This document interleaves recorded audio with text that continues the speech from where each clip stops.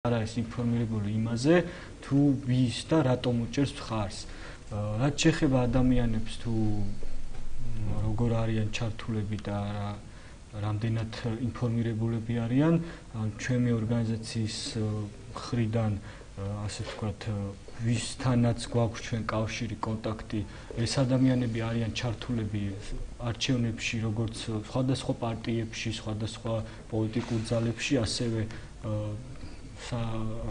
CSKOS მიმართულებით და სხვადასხვა სადამკვირვებლო მისიებში. შესაბამისად ეს ხალხი საკმაოდ კარგად არის ინფორმირებული და დარწმუნებული ვარ, რომ სწორ და ინფორმირებული არჩევანს გააკეთებენ. და ასევე პრეზიდენტი ჯიზე ვიტყოდი ორი სიტყვით ჩვენმა ორგანიზაციამ ესეთი არსებობს ეს საიტი პრეზიდენტი ჯი, სადაც ნებისმიერ მოქალაქეს შეუძლია შევიდეს, აირჩიოს თავისთვის სასურველი კანდიდატი და კონკრეტული თემა.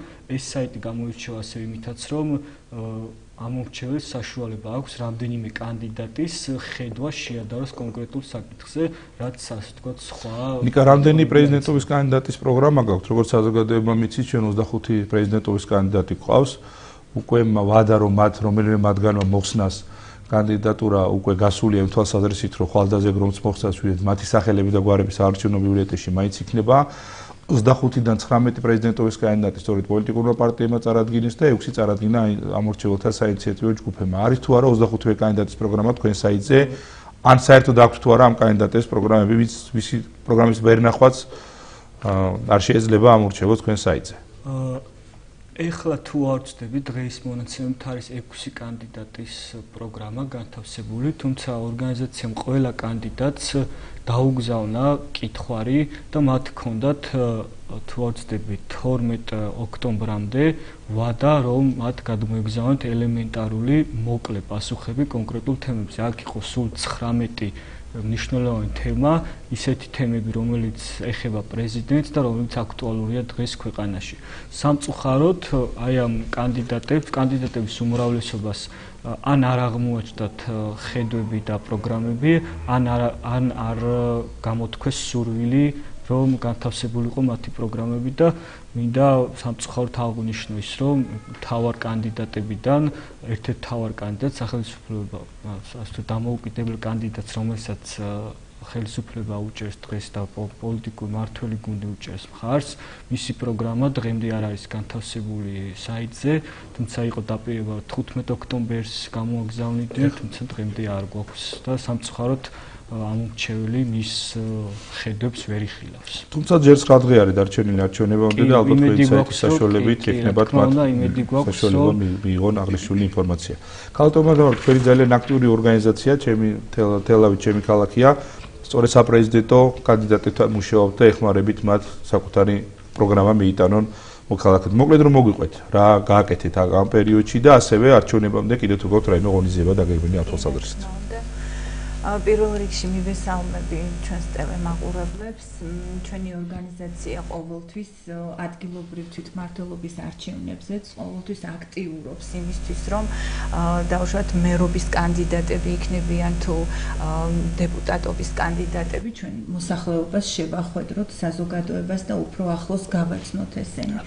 ახლა ტრადიციულად ჩვენ ახლა დავიწყეთ საპრეზიდენტო კანდიდატების მოწვევაც, რა თქმა უნდა, და გვინდა რომ სწორედ აი ეს საპრეზიდენტო კანდიდატები შევახვედროთ მოსახლეობას და უფრო ახლოს უშუალოდ კითხვა-პასუხის რეჟიმით გავაცნოთ. ჩვენთან რა თქმა უნდა მოგზავნდა შალვა ნათელაშვილი, პირველი იყო დავით ბაქრაძე, ასევე იყო გელა ხუციშვილი, რომელიც არის ვეტერანთა გუნდიდან წარმოდგენილი საპრეზიდენტო კანდიდატი, ხვალ დავით უსუფაშვილს ველოდებით დემოკრატიული ჩართულობის ცენტრში პირველ საათზე და მოვუწოდებ მე მოსახლეობას, რომ დაინტერესდნენ, დამობრძანდნენ და სწორედაც ახლა ეს წინა საარჩევნო პერიოდია და უნებრივია, რომ ყველა საპრეზიდენტო კანდიდატი კეკლუცობს, ასე ვთქვათ, ამომრჩევლის წინაშე და პირდება ზოგს პენსიების გაზრდას, ზოგს დაუშვათ ტერიტორიების შემოერთებას, ზოგს დამნაშავეების დასჯას და ზოგიც ასე და ფაქტიურად ცდება აი ამ პრეზიდენტის მოვალეობა. ჩვენ დღეს გვექნება საშუალება მოსახლეობას კიდევ ერთხელ შევახსენოთ ის უფლებამოსილები, რომელიც პრეზიდენტს ექნება მომავალი საპრეზიდენტო არჩევნების შემდგომ სწორედ. გავწევთ თქვენ მოსახლეობის აქტიურობა ახსენეთ. რამდენად აქტიური იყო მოსახლეობა პრეზიდენტურის კანდიდატის შეხვედრაზე, დასწრების თვალსაზრისით, შეკითხვების დასმის თვალსაზრისით? თქვენ როგორი შთაბეჭდილება დაგჭირთ? ხო, ძირითადად ახლა ჩვენ გვაქვს Facebook გვერდი და ჩვენ თელაველებშიც ვაქვეყნებთ ხოლმე და მოწვევას ვუგზავნით ყველას, ასევე მე ტელეფონის საშუალებით მიხდება ხოლმე, რომ დავრეკო და მოვიწვიო საზოგადოების წევრები. მინდა გითხრათ, დიდად არ არიან დაინტერესებული და კითხვები ახლა ვინც ესწრება, მათ კი რა თქმა უნდა უჩნდებათ კითხვები და უსვამენ და პასუხობენ საპრეზიდენტო კანდიდატები, მაგრამ როგორც ასეთი რომ ახლა სურვილი ჰქონდეს ვინმეს და დაესწროს და თავისი სურვილით მოდიოდეს რომ მოვიდეს, ესე ნამდვილად არ არის და ეს არის ჩვენი საზოგადოების ძალიან დაბალი დონე. მე ვფიქრობ, რომ კარგი იქნება, როდესაც ჩვენ გამოვაცხადებთ, აი დაუშვათ მოდის რომელიმე საპრეზიდენტო კანდიდატი, თვითონ ჰქონდეთ ამისი სურვილი, რომ მოვიდნენ, სწორედ გაეცნონ მათ პროგრამას და ასევე კითხვა-პასუხის რეჟიმით გაარკვიონ ძალიან ბევრი რამე, შემდეგ რომ რაღაც ნიჰილიზმში არ იყვნენ ჩავარდნილი, კარგია რომ ესწრებოდნენ, მაგრამ სინამდვილეში არ მოდიან და არ აქვთ დიდი სურვილი. ხო, ესეც ალბათ გარკვეულად არაინფორმირებული ბრალია და ამიტომ გვინდა რომ ჩვენ შევსწავლებთან ერთად კიდევ უფრო მეტი ინფორმაცია მივაწოდოთ. მაკა ძალიან აქტიური მოქალაქე, ჟურნალისტი, ქრონიკა პლუსი. მაკა, თქვენი დაკვირვება, გამოცდილება სხვა არჩევნებთან მიმართებაში და ამ საპრეზიდენტო არჩევნებთან მიმართებაში, რამდენად აქტიურიანი არიან მოქალაქეები, რამდენად ინფორმირებულები არიან, რამდენად დაინტერესებულები არიან და აპირებენ თუ არა ზოგადად ისინი არჩევნებზე წასვლას, როგორია თქვენი ხედვა, თქვენი გამოცდილებიდან გამომდინარე. ვისალმები ტელეკომპანია თანამგზავრის მსმენელს და მაყურებელს.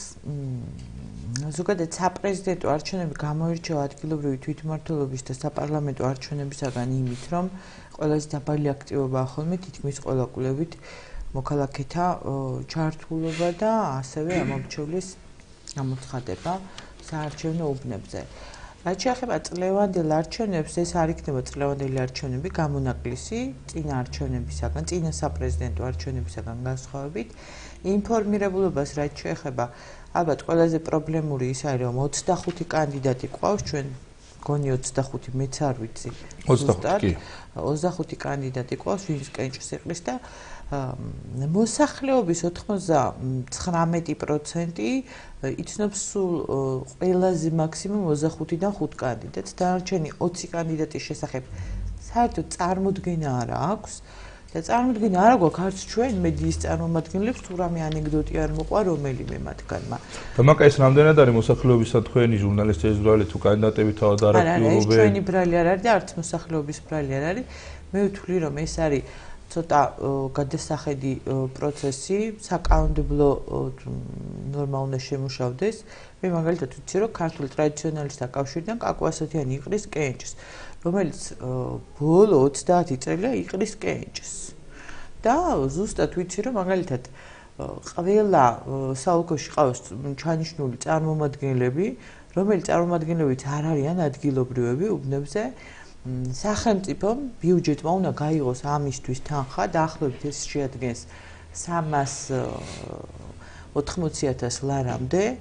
ანუ ადამიანები არიან, რომლებიც არიან წარმომადგენლებად ჩასმული უბნებზე და არ იციან, რომ არიან უბანზე წარმომადგენლები და სახელმწიფო უხდის მაგაში თანხას და შემდეგ ის თანხა საწავა და როგორ წავა, ეგ გამოიძიოს გამოიკლოს იმას ვინც ჟურნალისტი ვარ და ვლაპარაკობ და მომისმინე ახლა წერ თუ ვამბობ რა ჩვენი კანონმდებლობით არა 25-ვე კანდიდატს ბუნებრივია, არამედ იმ კანდიდატს, რომელიც ასევე არის კვალიფიციური საარჩევნო სუბიექტის წარმომადგენლები, დიახ, ასეთია 18 მათ ყავთ წარმომადგენლები დაფინანსებული სახელმწიფოს მიერ, მაგრამ დანარჩენ კანდიდატებს ასევე აქვთ უფლება ყავდეს წარმომადგენლები, მაგრამ არა სახელმწიფო დაფინანსების გარეშე. შესაბამისად, ამომრჩეველს არ აქვს ინფორმაცია, ვინ არიან იმ მაქსიმუმ 5 ადამიანის გარდა კანდიდატები. ამომრჩეველს არ აქვს ინფორმაცია, რა უფლება ვალდებულებები აქვს პრეზიდენტს. ამომრჩეველი დარჩენილია ედუარდ შევარდნაძის და მიხეილ სააკაშვილის ხანაში და ამომრჩეველს მიაჩნია, რომ პრეზიდენტი რო დააბრახუნებს მუშტს მაგიდაზე, ის არის კანონით და სამართალით. ამომრჩეველმა არ იცის ეს ბოლო არჩევნებია პრეზიდენტისთვის თუ კიდე იქნება ოდესღაც და ეს არის ყველაზე ნაკლებად ინფორმირებული ამ მიმართულებით არის ამომრჩეველი. მაგრამ ამასთან ერთად ერთი მნიშვნელოვანი პრობლემაა. ამომრჩეველს არ აქვს სურვილი რომ მივიდეს ძალიან სერიოზული ნიჰილიზმია განწყობილი სწორედ არჩევნებთან დაკავშირებით და ძალიან არ მინდა ეს უხეშად თქვა, მაგრამ არაადეკვატური დამოკიდებულება აქვს. ამომრჩეველთან საუბარიც კი რთული არა თუ რომელიმე პარტიის ან კანდიდატის აგიტატორის მიერ ესაუბროს, არამედ ნებისმიერი მედიის წარმომადგენელი, სამოქალაქო სექტორის წარმომადგენელი რომ მივიდეს და რომ გაესაუბროს რაღაცა უხსას და მოუყვეს, მას ამისი მოსმენის სურვილიც არ აქვს.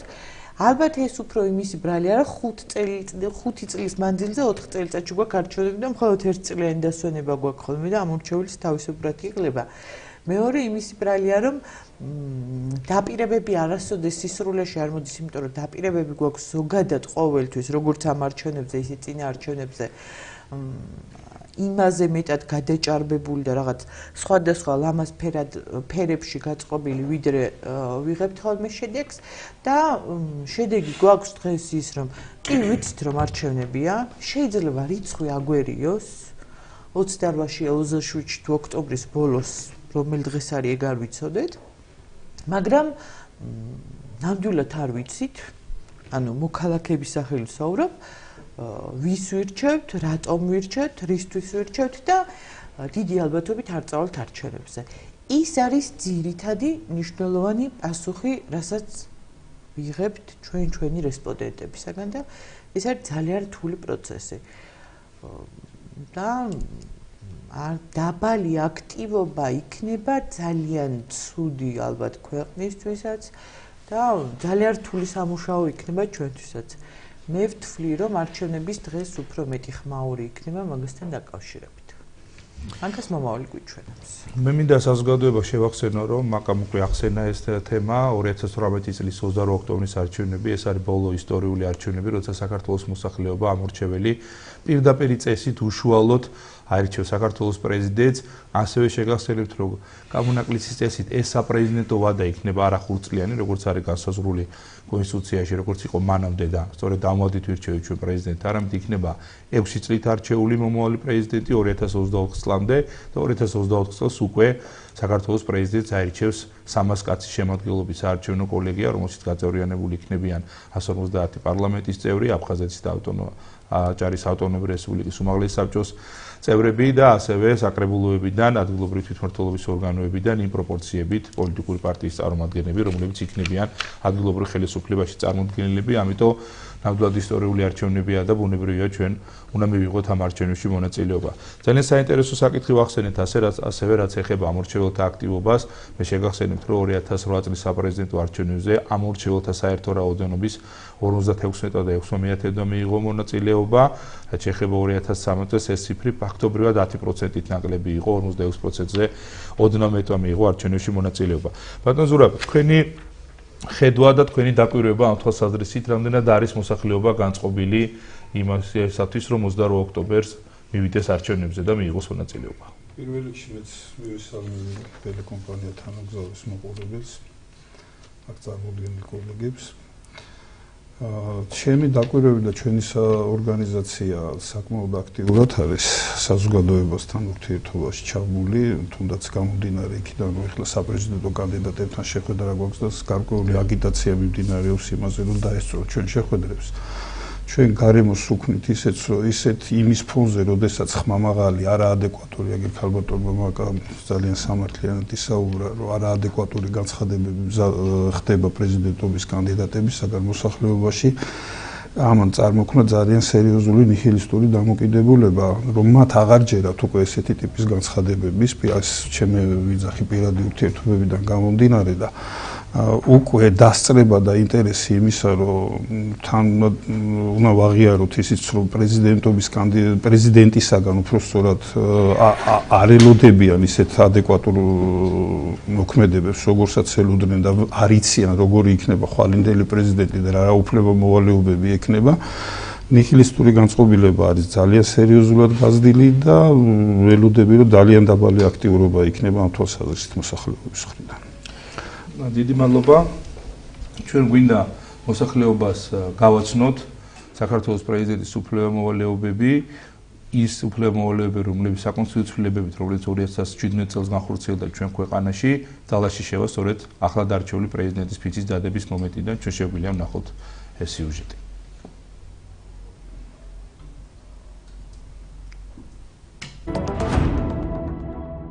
საქართველოს პრეზიდენტის სტატუსი. საქართველოს პრეზიდენტი არის საქართველოს სახელმწიფოს მეთაური ქვეყნის ერთიანობისა და ეროვნული დამოუკიდებლობის გარანტი. საქართველოს პრეზიდენტი არის საქართველოს თავდაცვის ძალების უმაღლესი მთავარსარდალი. საქართველოს პრეზიდენტი წარმოადგენს საქართველოს საგარეო ურთიერთობებში. საქართველოს პრეზიდენტის არჩევის წესი.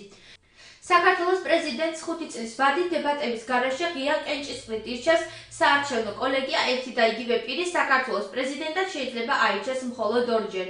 საქართველოს პრეზიდენტად შეიძლება აირჩეს საარჩევნო უფლების მქონე საქართველოს მოქალაქე 40 წლის ასაკიდან, რომელსაც საქართველოში უცხოვრია 15 წელს მაინც.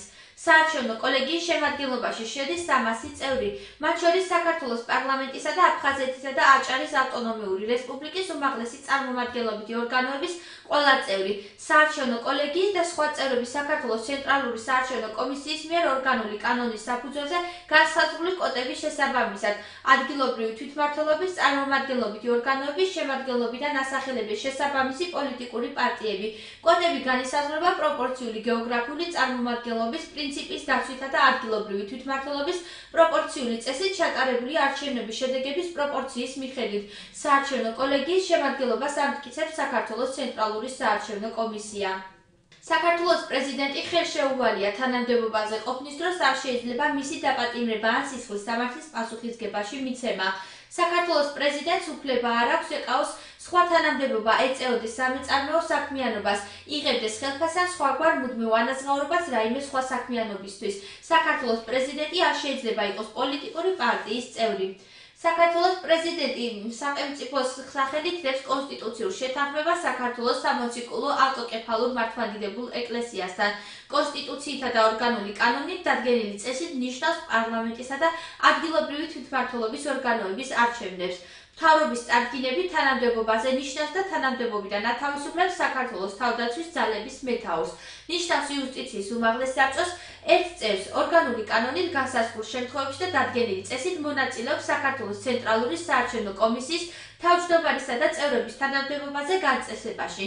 უფლებამოსილია მთავრობის წარდგინებითა და პარლამენტის თანხმობით შეარჩიოს ტერიტორიული ერთეულის წარმომადგენლობითი ორგანოს საქმიანობა და დაითხოვოს იგი თუ მისი მოქმედებით საფრთხე შექმნა ქვეყნის სუვერენიტეტს, ტერიტორიული მთლიანობას, სახელმწიფო ხელისუფლების ორგანოთა კონსტიტუციური უფლებამოსილებების განხორციელებას.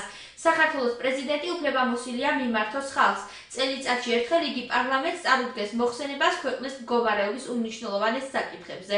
მოქალაქეობის საკითხთა გადაწყვეტას, მსჯავრდებულთა შეწყალებას, საკონსტიტუციო სასამართლოსათვის ან სამართლისთვის მიმართვას, საქართველოს პრეზიდენტის უფლებამოსილებების განხორციელების ორგანიზებას.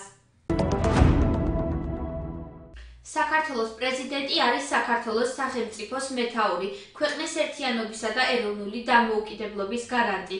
საქართველოს პრეზიდენტი არის საქართველოს თავდაცვის ძალების უმაღლესი მთავარსარდალი. საქართველოს პრეზიდენტი წარმოადგენს საქართველოს საგარეო ურთიერთობებში. საქართველოს პრეზიდენტის არჩევის წესი.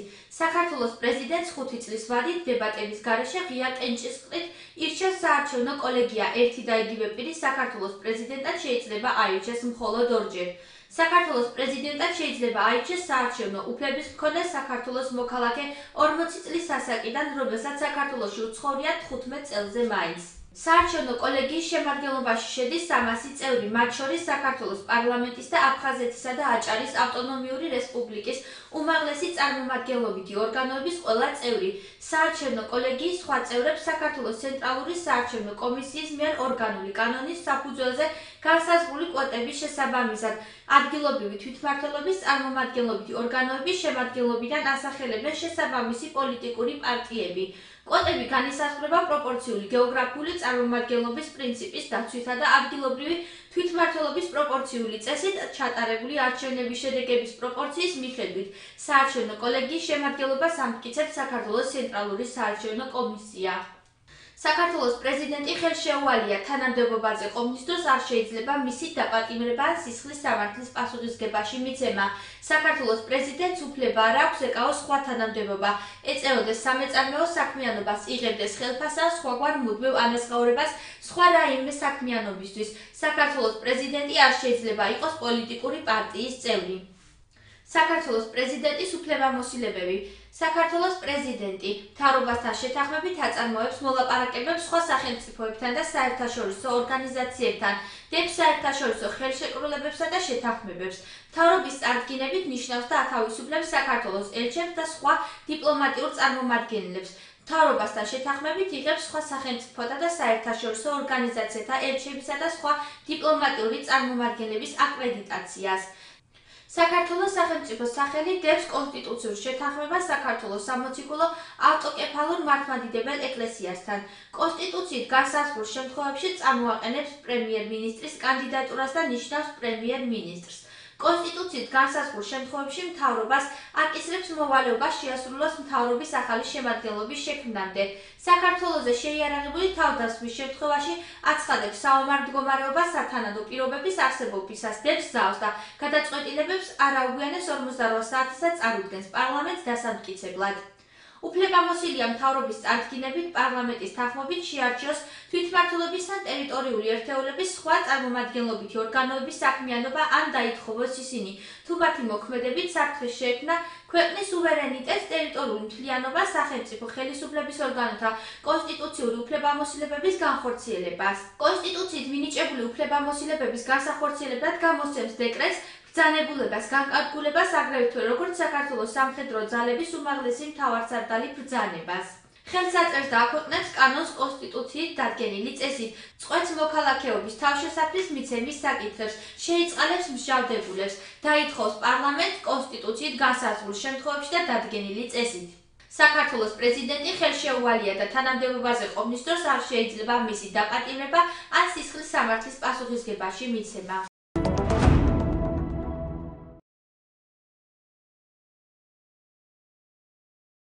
იწყება. აბა. ჩვენ დავბრუნდით პირდაპირ ეთერში, შეგახსენებთ, რომ ეს არის გადაცემა არჩევნები 2018. ჩვენ დღეს საუბრობთ საპრეზიდენტო არჩევნებთან დაკავშირებით, ჩვენ გქონდა ახლა საშუალება მოსახლეობის სისხლის ჩვენებინა პრეზიდენტის სისუფლებამოსილებელი, რომლებიც სწორედ ამ საპრეზიდენტო არჩევნების შემდგომ პრეზიდენტის ფიჩის წარდების შემდგომ შევა ძალაში. მე დავბრუნდები კითხვით ჩვენს სტუმრებთან. ნიკა, ჩვენ გქონდა საშუალება კიდევ ერთხელ გვეჩვენებინა ის უფლებამოსილებები, რაც გააჩნია პრეზიდენტს და ყველა შემთხვევაში საქართველოს პრეზიდენტი არის ქვეყნის პირველი პირი. ის არის ქვეყნის უმაღლესი მთავარსარდალი, ის წარმოადგენს ქვეყანას საგარეო ურთიერთობებში, ის არის ქვეყნის ერთიანობის გარანტი.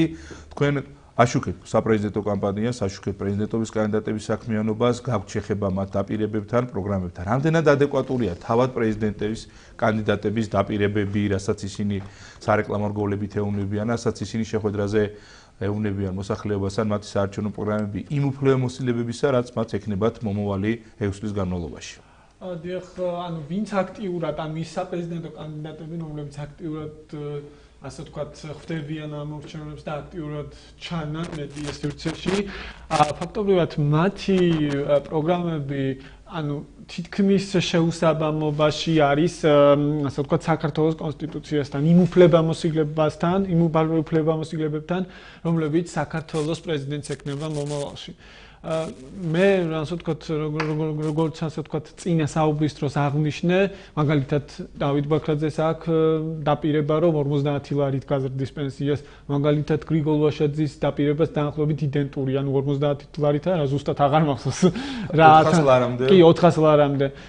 მაგალითად ჩალვანა თელაშვილის დაპირება, რაღაცა ასე ვთქვათ, რეჟიმის დასრულება და თქვათ სხვა საპრეზიდენტო კანდიდატ, მაგალითად კახაკუკავას დაპირება, რომ ის მევახშეობის წინააღმდეგ აქტიურად იბრძოლებს. თუმცა, როგორ იბრძოლებს, რა ბერკეტი აქვს ამისი პრეზიდენტს, ეს არანაირად არ ჩანს კონსტიტუციაში და არც უფლებამოსილება აქვს ამის. შესაბამისად, ძირითადი საპრეზიდენტო კანდიდატების პროგრამები არ არის თანხმედრაში მათ უფლებამოსილებებთან.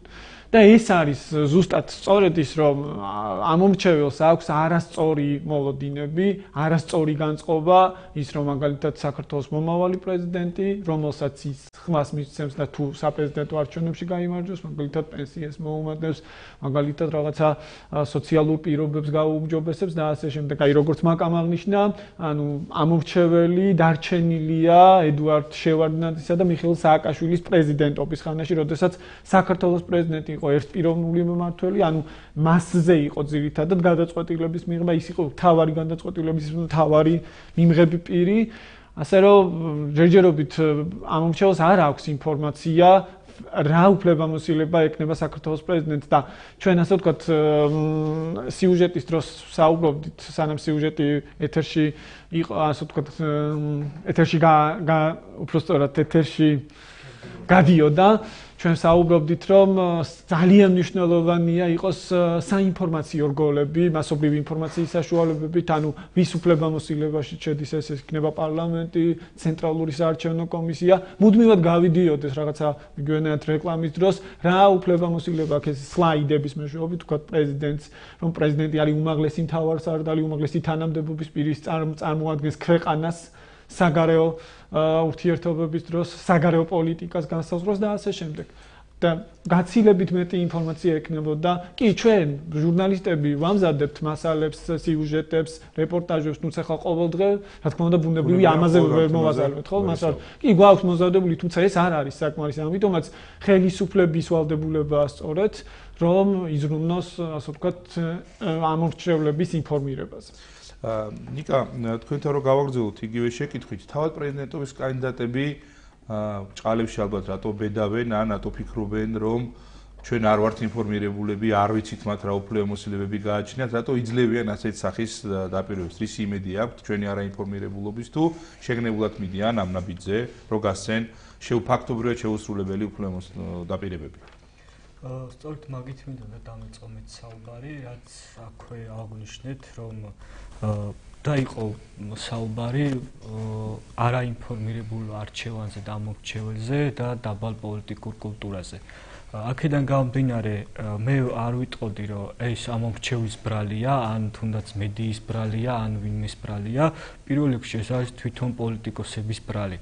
და მოდი დავიწყოთ იქიდან, პოლიტიკოსებმა ბოლოს ამ ქვეყანაში პატივი უნდა სცეს საკუთარ ამომრჩეველს და საკუთარ ამომრჩეველს ესაუბრონ ისე, როგორც თანასწორს და როგორც შეეფერება ინფორმირებულ და ნორმალურ მოქალაქეს, ხო? იქიდან გამომდინარე, რომ კანდიდატები იძლევიან ესეთ დაპირებებს და თუ რატო იძლევიან ესეთ დაპირებებს, მესმის კი, რომ მოქალაქეებს უნდათ, რომ პრეზიდენტმა ბევრი რამ შეცვალოს, უკეთესი ეკონომიკური განვითარება, უკეთესი პენსია, თქვათ, უკეთესი ცხოვრება, უკეთესი დემოკრატია და ასე შემდეგ, მაგრამ პირველ რიგში არის თვითონ აი ამ პოლიტიკური პარტიების, რომლის წარდგენილებიც არიან ეს კანდიდატები და თვითონ აი ამ კანდიდატების და ზოგადად პოლიტიკური ელიტის სპექტრის პასუხისმგებლობა ეს, რომ მათ არ გასცენ ესეთი დაპირებები და აიღონ ის პასუხისმგებლობა, რაც ასე ვთქვათ, არჩევნებზე მისვლით ხალხი მათ აკისრებს. და შემდეგ ვსაუბრობთ ამომრჩევლის დაბალ კულტურაზე, ვსაუბრობთ იმაზე, რომ არ არის ინფორმირებული და არ ვსაუბრობთ, რა თქმა უნდა, ვსაუბრობთ ჩვენ, რომ კანდიდატები და პარტიები არ სწორად არ წარმოადგენენ თავიანთ პროგრამებს და გასცემენ ან პოპულისტურ დაპირებებს გასცემენ და ჩვენ ვიცით რომ აი ამ პოპულიზმზე მესმის რომ პოპულიზმი შეიძლება ზოგიერთი პოლიტიკური პარტიისთვის კარგი იყოს და კონკრეტულ მომენტში მოკლევადიან პერსპექტივაში შედეგიანი იყოს, თუმცა ამაზე ძალიან ბევრი მაგალითებია სოფლიოში, რომ ამომრჩეველი ძალიან მალე სცემს მათ ადეკვატურ პასუხს. ქალბატონ თამარ, თქვენ ფაქტობრივად უკვე სამ საპრეზიდენტო კანდიდატს დაეხმარეთ იმაში, რომ შეხვედრებდნენ მოსახლეობას, ეთქვათ საკუთარი სათქმელი, გაეცნოთ საკუთარი პროგრამები, კიდევ არის დაგეგმილი ხვალ კიდევ ერთ კანდიდატთან შეხვედრა და ამ შეხვედრების დროს თუ იყო მოსახლეობის მხრიდან პოზიცია და საუბარი კრიტიკა იმ თვალსაზრისით საპრეზიდენტო პროგრამების იმ ნაწილის, რომელიც არ არის თანხმედრაში პრეზიდენტის უფლებამოსილებებთან. მინდა გითხრათ, რომ ჩვენთან არასამთავრობო ორგანიზაციები ესწრებოდნენ და ეხლა ისინი, ვინც უკვე გათვითცნობიერებული არიან ასეთი საკითხებით, ისინი უფრო ასეთი კრიტიკულ შეკითხვებს უსვავდნენ, მაგრამ ესე ჩვეულებრივი მოსახლეობა და საზოგადოების სხვა წევრები, რომლებიც ისხდნენ, მხოლოდ ისხდნენ და უსმენდნენ. აი, კითხვებიც კი არ ებადებოდათ. და ეს არის ნამდვილად ძალიან ცუდი და მე ვფიქრობ, მართლაც ნიკას თქმის არ იყოს, რომ ეს არის პოლიტიკოსების ბრალი, რომ არ გადის თუნდაც ის რეკლამები, აი პრეზიდენტს რა მოვალეობები უნდა ჰქონდეს, ხო? და ეს ადამიანები ამათზე არის გათვლილი, სხვათა შორის ეს დაპირებები იმ გაუთვითცნობიერებელ ადამიანებზე, რომლებიც აი წამოეგებიან იმას, რომ აი პენსიას მომიმატებს და მას მივცემ ხმას. ანუ სწორედ მათი დაპირებებიც არის ასეთ მასაზე გათვლილი. და ეს ძალიან ცუდია, რა თქმა უნდა. რაც შეეხება ახლა პრეზიდენტის, გინდაც ახლა აი მარგველაშვილი ყავს ხო პრეზიდენტი, როდესაც გაიტანს თავის წინადადებას და უნდა რომ რაღაც რეაგირება მოხდეს პარლამენტში და მას აქვს რაღაცა შესაძლებელი ან რაღაც პირიქით საინტერესო ინიციატივა აქვს, არის ისე რომ ისეთი რაღაც ხდება რომ ფაქტიურად ბლოკავს ხო? ხო, თქვენ გულისხმობთ ვეტოს დადებას და მე პრეზიდენტის ვეტოზე ვეტოს ადებენ და ну მოკლედ გადალახავენ ხოლმე მაინც და უმრავლესობით ხედან ახლა პარლამენტში და აი სწორედ ეს არის საშინელება, როდესაც ერთპარტიული მმართველობა ხდება. ამიტომ უნდა დაფიქრდეს თითოეული ამომრჩეველი და ეს არის პასუხისმგებლობა. როდესაც ის არჩევნებზე მიდის, თუ ვის ირჩევს ის პრეზიდენტად. თუმცა ახლა არჩეულ პრეზიდენტს მოუწევს არა მხოლოდ დამოწევის პარლამენტთან მუშაობა, მათ შორის მოუწევს 2020 წლის პარლამენტთან მუშაობა 2022 წლამდე და უნებრივია ძალიან საინტერესო იქნება პრეზიდენტის ეს უფლებამოსილებები როგორ იქნება განხორციელებული როგორც ამ მოწევის პარლამენტთან ანუ საკონსტიტუციო უმრავლესობასთან მიმართებაში, ასევე შემდგომ მრავალპარტიულ პარლამენტთან, იმიტომ რომ იცით თქვენ ასევე საკონსტიტუციო ლებებით 2020 წლის საქართველოს პარლამენტის არჩევნებზე ერთჯერადად იქნება დაწეული საპარლამენტო ბარიერი და ნაცვლად 5%-ზე იქნება 3%. მაგრამ თქვენთან მინდა შეკითხვით განმოვიდეთ, თქვენ ახსენეთ ძლიერი საპრეზიდენტო მოდელი, მაგალითად მოიყვანეთ ის პრეზიდენტები, რომელსაც უფლებამოსილება ძალიან ძლიერი და მაღალი ჰქონდათ საქართველოს კონსტიტუციით მინიჭებული, ფაქტობრივად სუპრესაპრეზიდენტო მოდელი ჰქონდა ჩვენ, როცა პრეზიდენტი იყო არა მხოლოდ სახელმწიფოს მეთაური, მათ შორის აღმასრულებელი ხელისუფლების მეთაური, თავად ნიშნავდა პრემიერ-მინისტრს, მინისტრებს და ბუნებრივია ასეთი ძლიერი პრეზიდენტისთვის ნებისმიერი მოლოდინი არსებობს ნებისმიერი დაპირების შესრულების. თუმცა ჩვენ ყარი ნაბიჯების გადადგმა დავიწყეთ და ფაქტობრივად დავასრულეთ პროცესი 2017 წლის საკონსტიტუციო ლებებით, როცა საბოლოოდ ჩამოყალიბდით საპარლამენტო რესპუბლიკად, რადგან ბოლო არჩევნები იქნება, როცა პრეზიდენტს ავირჩევთ და მე როგორც კლასიკურად საპარლამენტო რესპუბლიკებში უკვე პარლამენტი და კიდევ სხვა ორგანოები აირჩევენ. 2010 წელს მოხდა პირველად, როცა შემცირდა პრეზიდენტის უფლებამოსილებები პრემიერ-მინისტრის სასარგებლოდ და ახლა ამ ბოლო ცვლილებებით, ასე ვთქვათ, საბოლოოდ მივიღეთ ის საპრეზიდენტო მოდელი, ის უფლებამოსილება, რომელზეც ჩვენ უკვე მოსახლეობას ვესაუბრეთ. 10 წელი გავიდა. და მოსახლეობას კვლავ ის განწყობები აქვთ და ის დამოკიდებულება საპრეზიდენტო მოდელთან დაკავშირებით, რაზე თქვენ ვისაუბრეთ.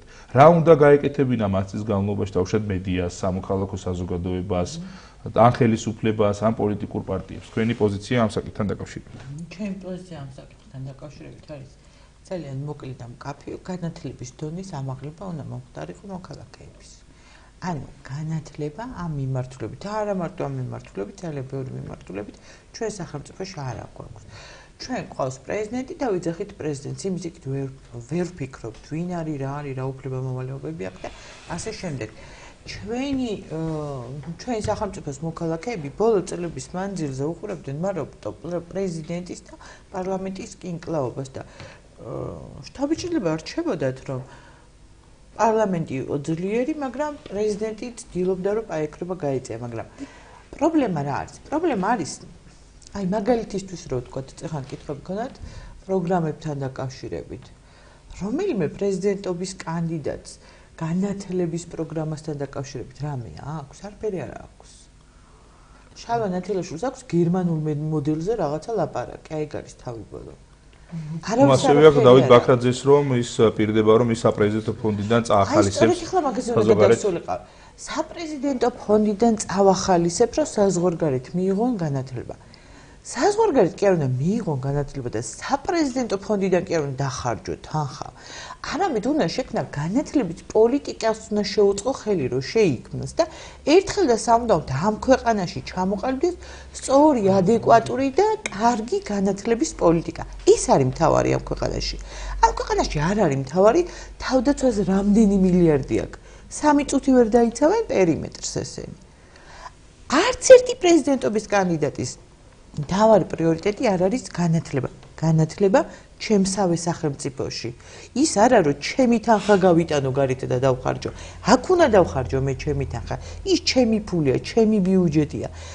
ამას ის შეიძლება ვთქვათ მე მესმის ვიღაცებს ესმის სამოქალაქო სექტორის რაღაცა ჯგუფს ესმის ჩვენი ვალდებულებაც არის ჩვენც ავართ დამნაშავეები რომ ჩვენმა მეზობლებმა მეგობრებმა და ნათესავებმა არ იციან რაღაცები რაც ვიცით რაღაცები ჩვენც არ ვიცით ეს არ ნიშნავს იმას რომ ჩვენ ვიცით და მათ არ იციან ჩვენს უყველას გვაქვს განათლების ძალიან დაბალი დონე და ხარისხი ამიტომ შესაბამისად იმ განათლების დაბალმა დონემ მოგცა ის რომ ჩვენ არ ვიცით რა განსხვავებაა მიშა სააკაშვილის უფლებებს მარგველაშვილის უფლებებს და რა ვიცი მესამე X ვინც იქნება თუ მეოთხე იმის უფლებებს შორის ჩვენ არ გვაქვს პოლიტიკური კულტურა, იმიტომ რომ არ გვაქვს განათლება. ეს ადამიანები ვერ დაჯდებიან ერთმანეთთან და ვერ დაიწყებენ პოლიტიკურ დებატებს. ეს ადამიანები დაჯდებიან ერთმანეთთან და დაიწყებენ ლაფის სროლას. ჩვენ არ გვაქვს არაფერი სივრცე, თავისუფალი ჯანსაღი, ჯანმრთელი, საიდანაც მივიღებთ ნორმალურ საზრდოს. ჩვენ გვაქვს ერთი უზარმაზარი რაღაც სოფლის ცხოვრება რო გამოდიოდა ხოლმე კომუნისტების დროს და კიდე გაზეთი კომუნისტი რო გამოდიოდა ხოლმე და ნარკომანი ქალიო რო დაწერდა და შეარცხვინა სახელმწიფო და სიგარეტი მოწიაო. აი ესეთი Facebook-ი გვაქვს, ხო კი არაფერი არა გვაქვს. ხან სალომეს ლანძღვას ვისმენთ, ხან მარგველაშვილის ლანძღვას ვისმენთ. ის არის ჩვენი სახელმწიფო. სახელმწიფოში განათლების დონე არ არსებობს. და რა მოვითხოვოთ რომ მე მახსოვს ირაკლი სესიაშვილი იყო კანდიდატი 2016 წელს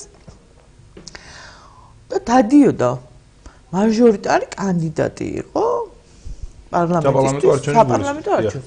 დადიოდა კარდაკარ. ეს კარდაკარ დადიოდა და ბოლოს დემოკრატიის სკოლაში იყო ჩვენთან მოსული.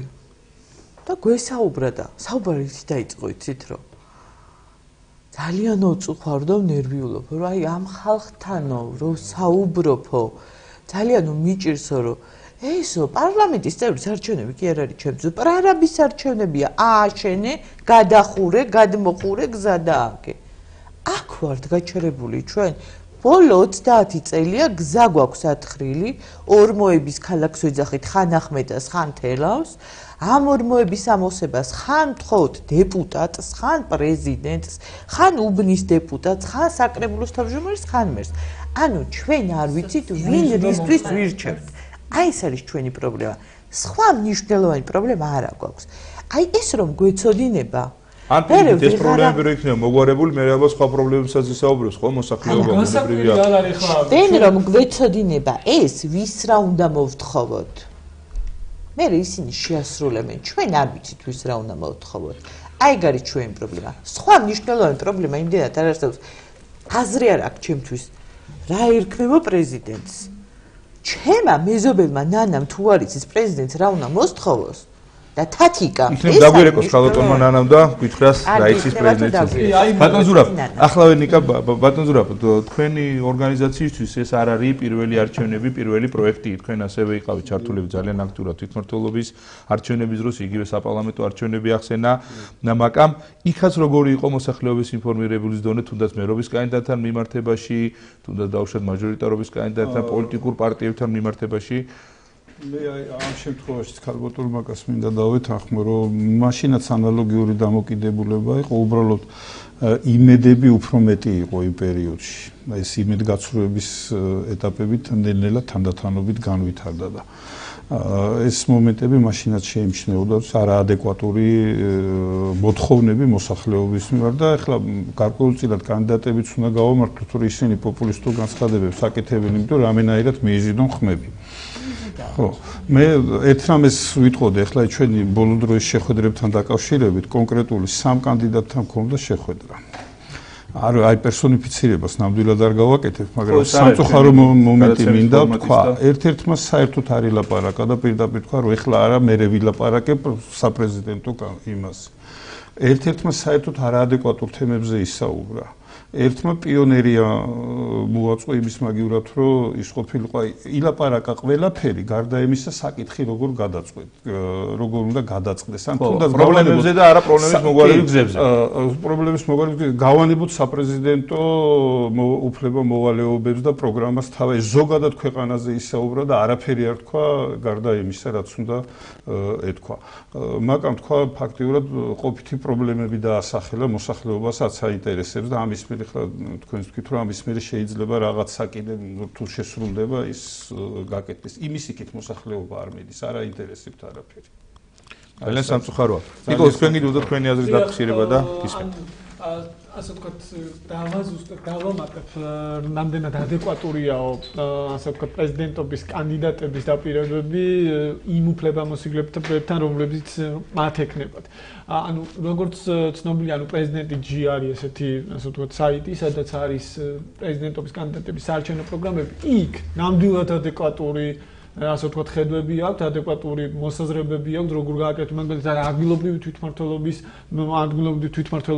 განვითარებას როგორ შეუწყობენ ხელს, მაგალითად, განათლების არ მახსოვს ორდონიანზე რომელიღაცას ეწერა, არ მახსოვს ზუსტად რომელს. ანუ შედარებით ადეკვატური ის არის. ყოველ შემთხვევაში დაწერილი დოკუმენტები თქვენ ამბობთ მეტნაკლებად ადეკვატურია, უბრალოდ აქ იმის პრობლემაც აქვს, იმ დაწერილ დოკუმენტს მე ვიკითხულობ ან საიტს ვინ იყენებს ასე პროაქტიულად, რომ აი ეს არის და თორე რასაც აცხადებენ და უკვე მე როდესაც ამორჩევლებთან ამ ძირითად მესიჯებს სხვას ავრცელებენ. ერთადერთი დავით ბაქრაძე ამბობდა ამ განათლების მიმართულებით. კი შეიძლება ვიკამათოთ და დისკუსია გქონდეს, რამდენად სწორია, რომ პრეზიდენტის სარეზერვო ფონდიდან დაფინანსდეს უცხოეთში, ასე ვთქვათ, ჩვენი სტუდენტების სწავლა. თუმცა სახელმწიფო ბიუჯეტიდან ისედაც საკმაოდ ახალი გამოყოფილი ისეთ სტიპენდიები გაიცეს. თუმცა პრეზიდენტმა შეუძლია დააფინანსოს კი სარეზერვო ფონდიდან, ვთქვათ, სტუდენტების სწავლა. ეს ადეკვატურია კი, თუმცა შეიძლება დისკუსია გქონდეს, რამდენად სწორია. მაგრამ ადეკვატური დაპირება არის, რა თქმა უნდა. ანუ რას ვამბობ, რომ დაწერილი დოკუმენტი არის ადეკვატური, ვიდრე რომელსაც ისინი გასცემენ უკვე დაპირებებს ამორჩევლებთან შეხვედრის დროს. და აქ არის ძალიან მნიშვნელოვანი კიდევ უბრალოდ ეს აღასრულა, ძალიან მნიშვნელოვანია, რომ ქვეყანაში არსებობს მithumetes არჩევნებამდე რჩება ისტორიულ არჩევნებამდე 10 დღეზე ნაკლები უკვე.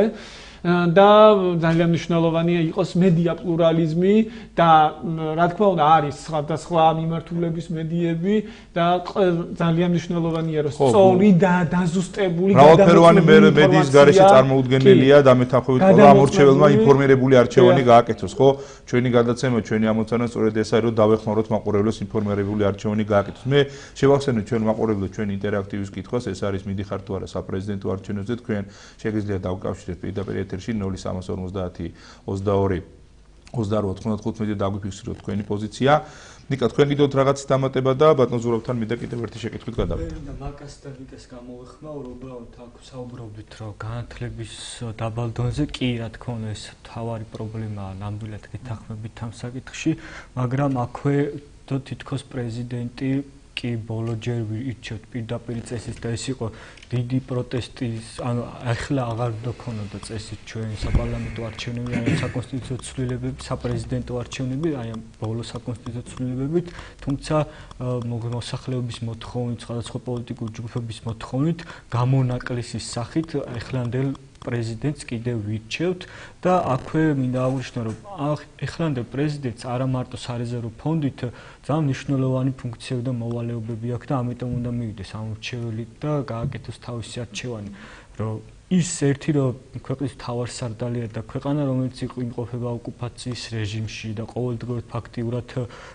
მრავალშრიანი სხვადასხვა მიმართულების პრინციპში ომის რეჟიმში, ჰიბრიდული ომის რეჟიმში ვარ ფაქტობრივად და მას პრეზიდენტს აქვს ასევე ყავს თავის საპარლამენტო მდივანი, ყავს მთავრობასთან ურთიერთობის მდივანი და მას აქვს ძალიან მნიშვნელოვანი ვეტოს უფლება, რომელსაც შეუძლია გამოიყენოს და ასევე საკანონმდებლო ინიციატივების წარდგენის უფლება და მე მგონია რომ კარგი პრეზიდენტი სწორედ ის იქნება და აი ამ პრეზიდენტმა ვინც იქნება, არ ვიცით ვინ იქნება. ამას ამორჩეველი გადაწყვეტს 28 ოქტომბერს, რომ სწორედ აი ეს საკანონმდებლო ინიციატივებით და მოახერხოს ის, რაც თქვათ ემდურებოდით წინა პრეზიდენტებს და აი ამ ახალ საკონსტიტუციო მოდელში დაიკავოს ძალიან მნიშვნელოვანი როლი. ისე რომ დღეს ჩავთვალოთ, რომ არ არის ძალიან მნიშვნელოვანი ეს არჩევნები და აზრი არ აქვს ჩვენს მისვლას, რა თქმა უნდა, აქვს აზრი და სწორედ ამიტომ უნდა მივიდეს ამორჩეველი არჩევნებზე აუცილებლად. ნუ თავად ალბათ ის რომ საარჩევნო კამპანიის ძირითადი ნაწილი მიმართულია სწორედ წარსულისკენ და არა მომავალზე და საპრეზიდენტო კანდიდატები საუბრობენ არა მათ საომავლო გეგმებზე, არამედ იმაზე, ვინ რა თქვა რამოდენიმე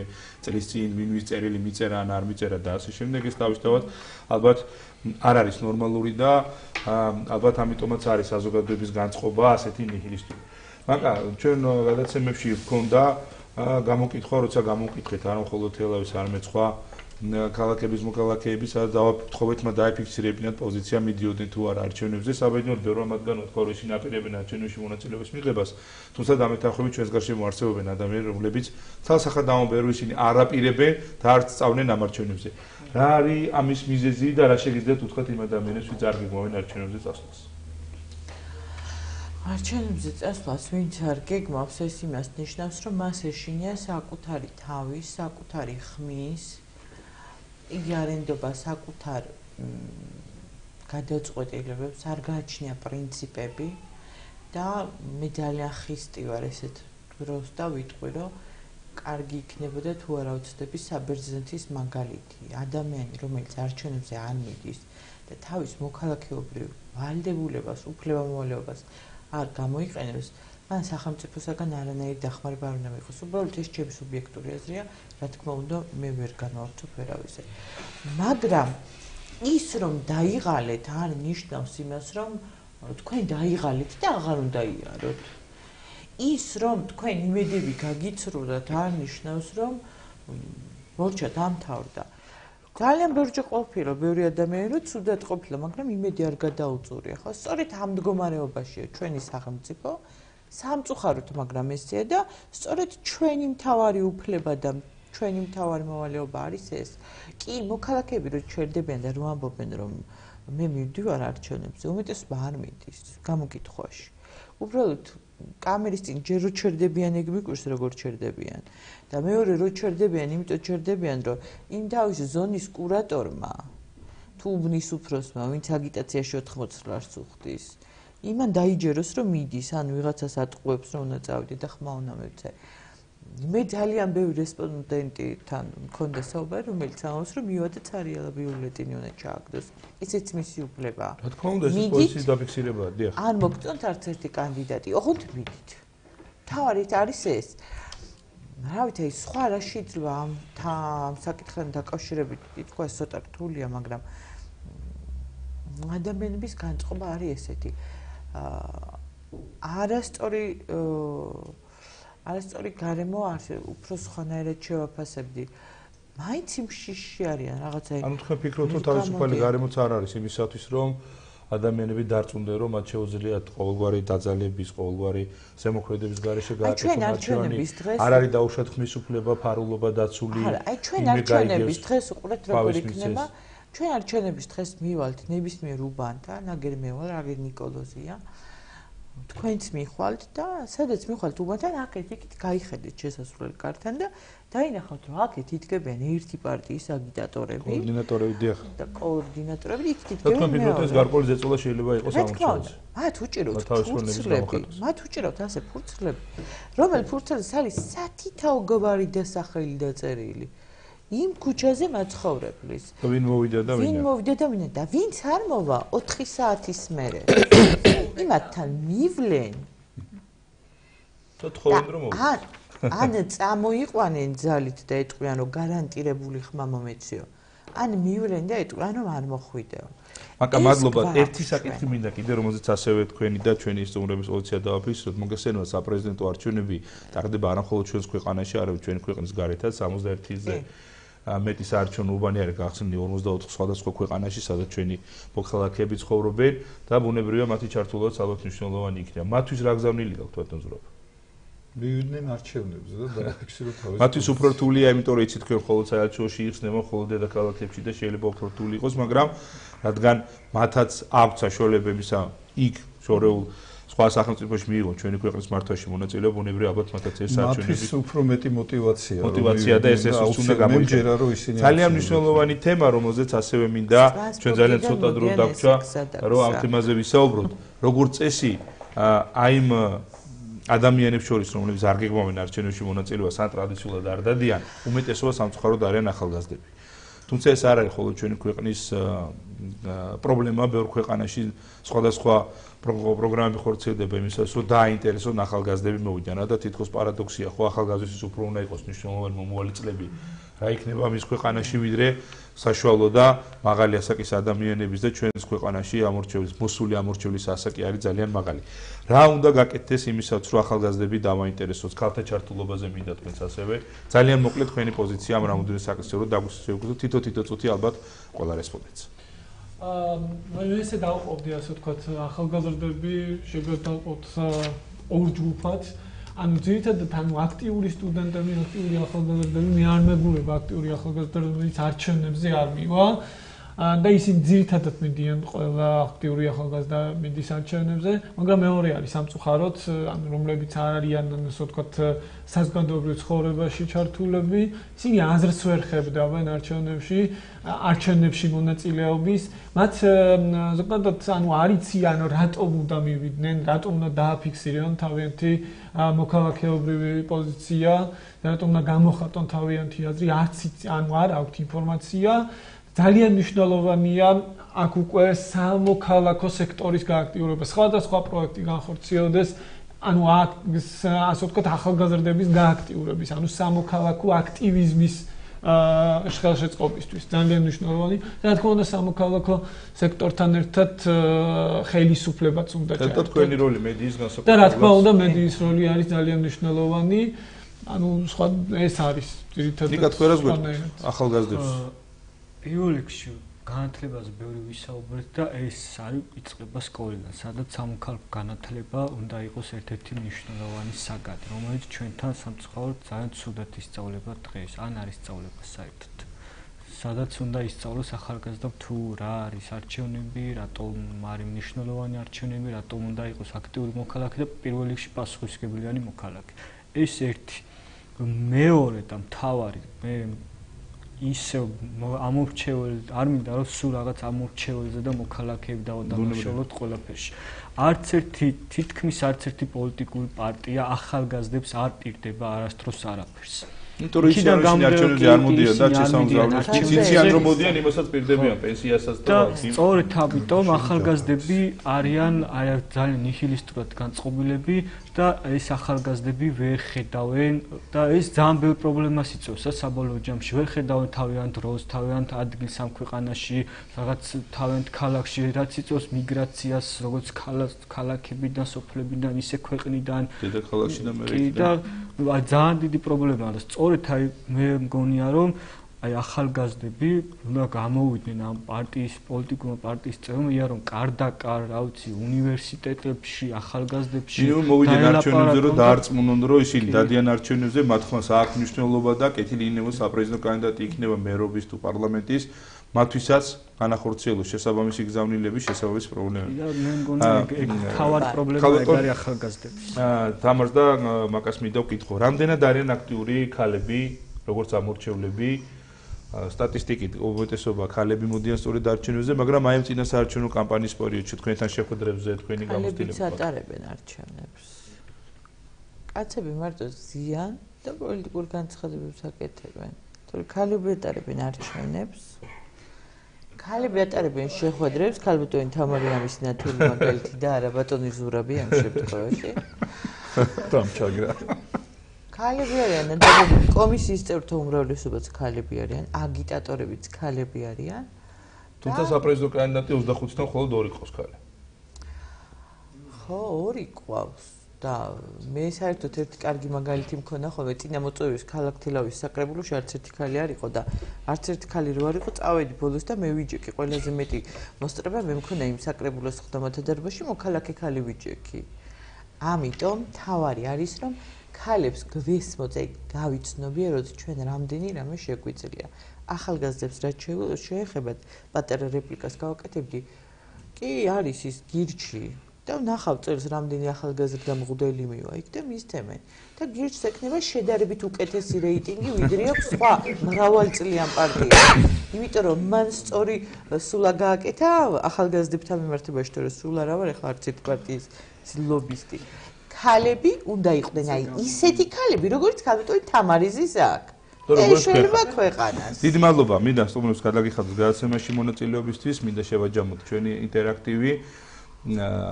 უმეტესობა ვინც დაგვიკავშირდა, ვინც საკუთარი პოზიცია დააფიქსირა, გეგმავენ ნამდვილად არჩევნებს წასვლას, ეს ძალიან სასიხარულოა, ძალიან მნიშვნელოვანია ჩვენთვის. მინდა ყველას მადლობა გადაგიხადოთ გადაცემაში მონაწილეობისთვის და ყველას გელოდებით 2018 წლის 28 ოქტომბერს საპრეზიდენტო არჩევნებზე. ნახვამდის.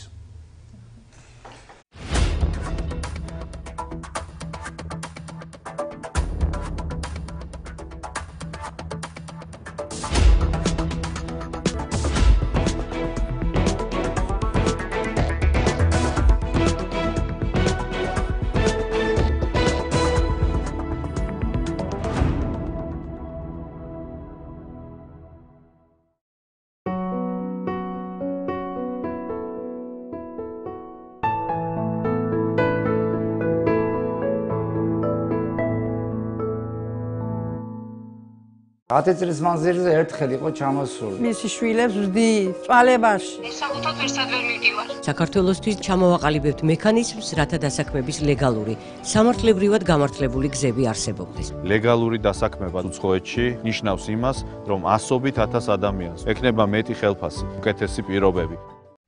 მე დედა ვარ, შვილი მეზრდება. განათლების გარეშე მას არ ექნება მომავალი. ჩემ შვილს უნდა ჰქონდეს უფლება და შესაძლებლობა მიიღოს კარგი განათლება. რატომ უნდა შევეგუო? არაფრის მომცემ განათლების სისტემას, რომელიც გამუდმებით იცვლება და ჩვენ შვილებზე ექსპერიმენტებს ატარებს. მე ვარ საქართველო და მე არ ვიყიდები.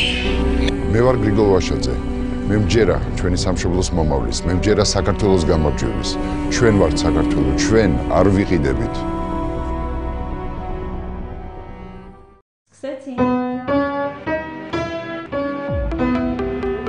აპრეს შადლავა აველი არაკ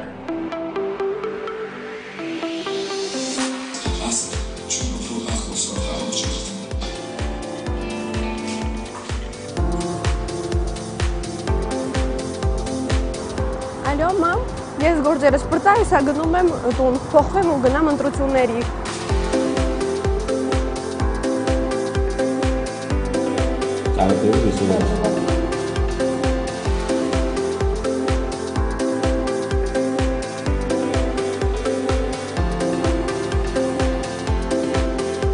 Yatırsın, yatır. Gel. Benden ağır olsan da sesimize emin isterdim. აბაზანის ავეჯი 179 ლარიდან. გორგია ყველაზე იაფი ჰიპერმარკეტი. Freebet გენერატორი ყველაზე დიდი ბონუსი სპორტში. 1 სექტემბრიდან გრანდიოზული საჩუქარი X კარდის მფლობელებს. მიიღე 20 ლარიანი ფრიბეტი ყოველ დადებულ 50 ლარზე. Bet-Live-ით გაერთე შენს გემოზე. თეთრეული 17 ლარი და 25 თეთრიდან. საძინებლის კომპლექტი 599 ლარიდან. გორგია ყველაზე იაფი ჰიპერმარკეტი. Freebet გენერატორი ყველაზე დიდი ბონუსი სპორტში. 1 სექტემბრიდან გრანდიოზული საჩუქარი X კარდის მფლობელებს. მიიღე 20 ლარიანი ფრიბეტი ყოველ დადებულ 50 ლარზე. Bet-Live-ით გაერთე შენს გემოზე. ცერეზიტის წებ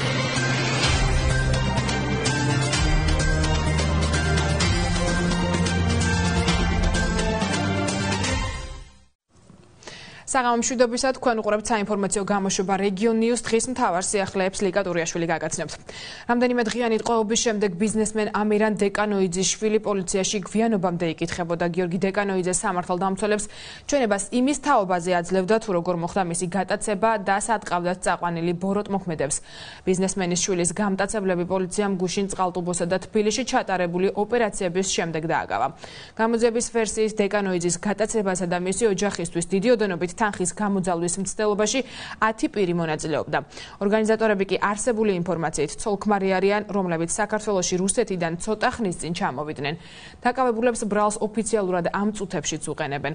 სასამართლო კი მათთვის აღკვეთის ღონისძიების შეფარდებაზე სავარაუდოდ ხვალ იმსჯელებს. დღეს მედიასთან გატაცებულის ოჯახი არ გამოჩენილა მომხდარის დეტალებზე. დეკანოიძეების ნათესავებმა ისაუბრეს, რომლებიც ზესტაფონში ცხოვრობენ. ისინი პოლიციას გიორგი დეკანოიძის უვნებლად გათავისუფლებისთვის მადლობას უხდიან.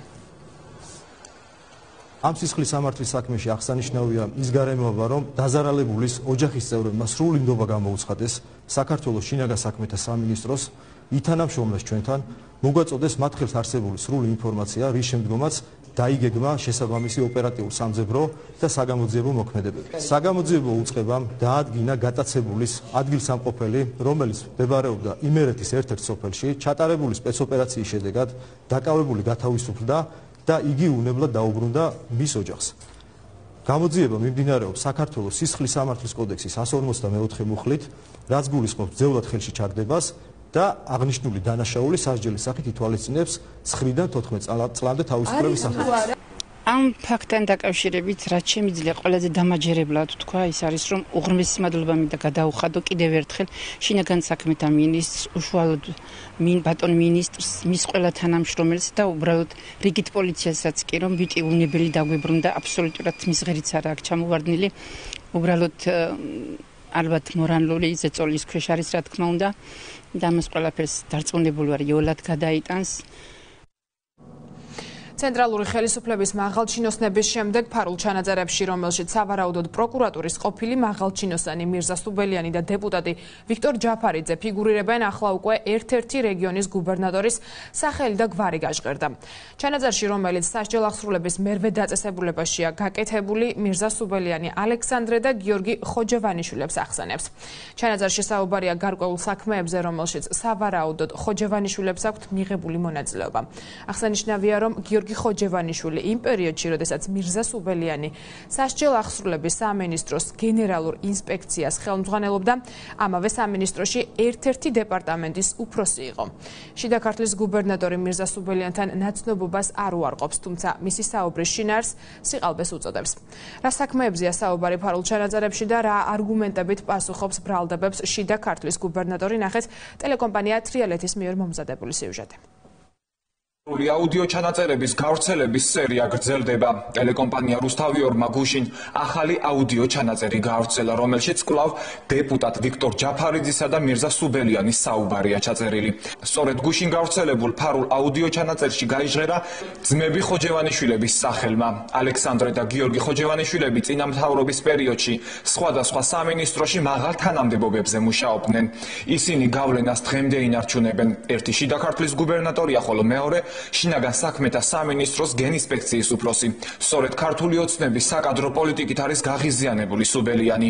ის ირიბ მინიშნებებს აკეთებს იმასთან დაკავშირებით, თუ რა საქმეებით იყვნენ დაკავებულები ძმები ნაციონალური მოძრაობის ხელისუფლებაში ყოფნის პერიოდში.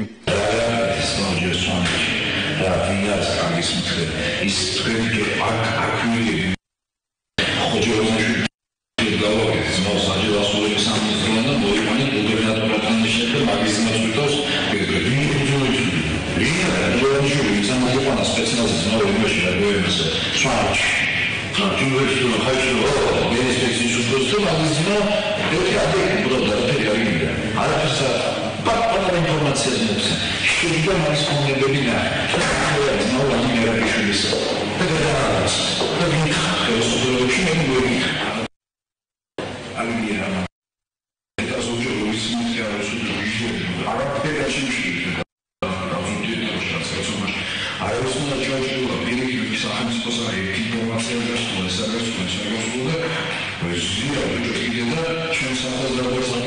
შიდა ქართლის გუბერნატორი სატელევიზიო ინტერვიუზე არ დაგვთანხმდა. ტელეფონით დაგვიდასტურა, რომ მირზა სუბელიანს იცნობს და ერთად მუშაობდნენ. სუბელიანიდან გამომდინარე, ალბათ ყველასთვის გასაგებია თუ რას აკეთებდნენ ისინი ერთად. თუ იცნობთ თქვენ მირზა სუბელიანს? მირზა სუბელიანს კი ვიცნობ, ისე ასე ვთქვათ, გამარჯვებით დაწნობა გამაკავშირებს. საიდან იცნობთ? სამსახურიდან საჯელახსრულების სამინისტროში მუშაობდა ეგრეთ? ერთი პერიოდი მოგვიწევ ერთად ერთ სისტემაში მუშაობა, სხვადასხვა მიმართულებებით, რადიკალურად განსხვავებული მიმართულებებით. მირზა სუბელიანი მინიშნებებს აკეთებდა იმასთან დაკავშირებით, რომ ეგრეთ წოდებულ შავ საქმეებს გაკეთებინებდნენ თქვენ სამინისტროში, შემდეგ მოგიშორეს, ციტირებას ვახდენ და თუმცა ქართულმა ოცნებამ ისევ დაგაბრუნოთ თქვენს და თქვენი ძმაც სამსახურში და მაღალ თანამდებობებზე დაგნიშნათ. ამასთან დაკავშირებით რის თქმა შეგიძლიათ? მახო ჩემო კარგო ეს არის მირზა სუბელიანის კერძო პირის მოსაზრება, მას აქვს უფლება კონდეს საკუთარი აზრი ნებისმიერ საკითხთან დაკავშირებით. რატო გახსენათ თქვენ მირზა სუბელიანმა? ეს შეგიძლიათ მას კითხოთ. ჩანაწერები და ხოჯევანიშვილები ოპოზიციამ შეაფასა. იმაში დარწმუნებული ვარ, რაზეც სუბელიანი ბრძანებს, რომ ბევრი შავბნელი საქმის მკეთებელი ნაცმოძრაობის დროს ადამიანი განსაკუთრებით სამართალდამცავ სისტემაში დარჩა თავის ადგილზე, შესაძლოა თავიდან იმ პირობით, რომ შავბნელ საქმეებს შეეშვებოდა, მაგრამ ხედავთ, რომ შავბნელი საქმეები კვლავ კეთდება ამ ქვეყანაში და საფუძვლიანი ეჭვი გვიჩნდება, რომ სწორედ ნაცმოძრაობის მიერ გაწვრთნილი ადამიანები შავბნელი საქმეების მკეთებლები ახლაც შავბნელ საქმეებს უკეთებენ ახალ ხელისუფლებას.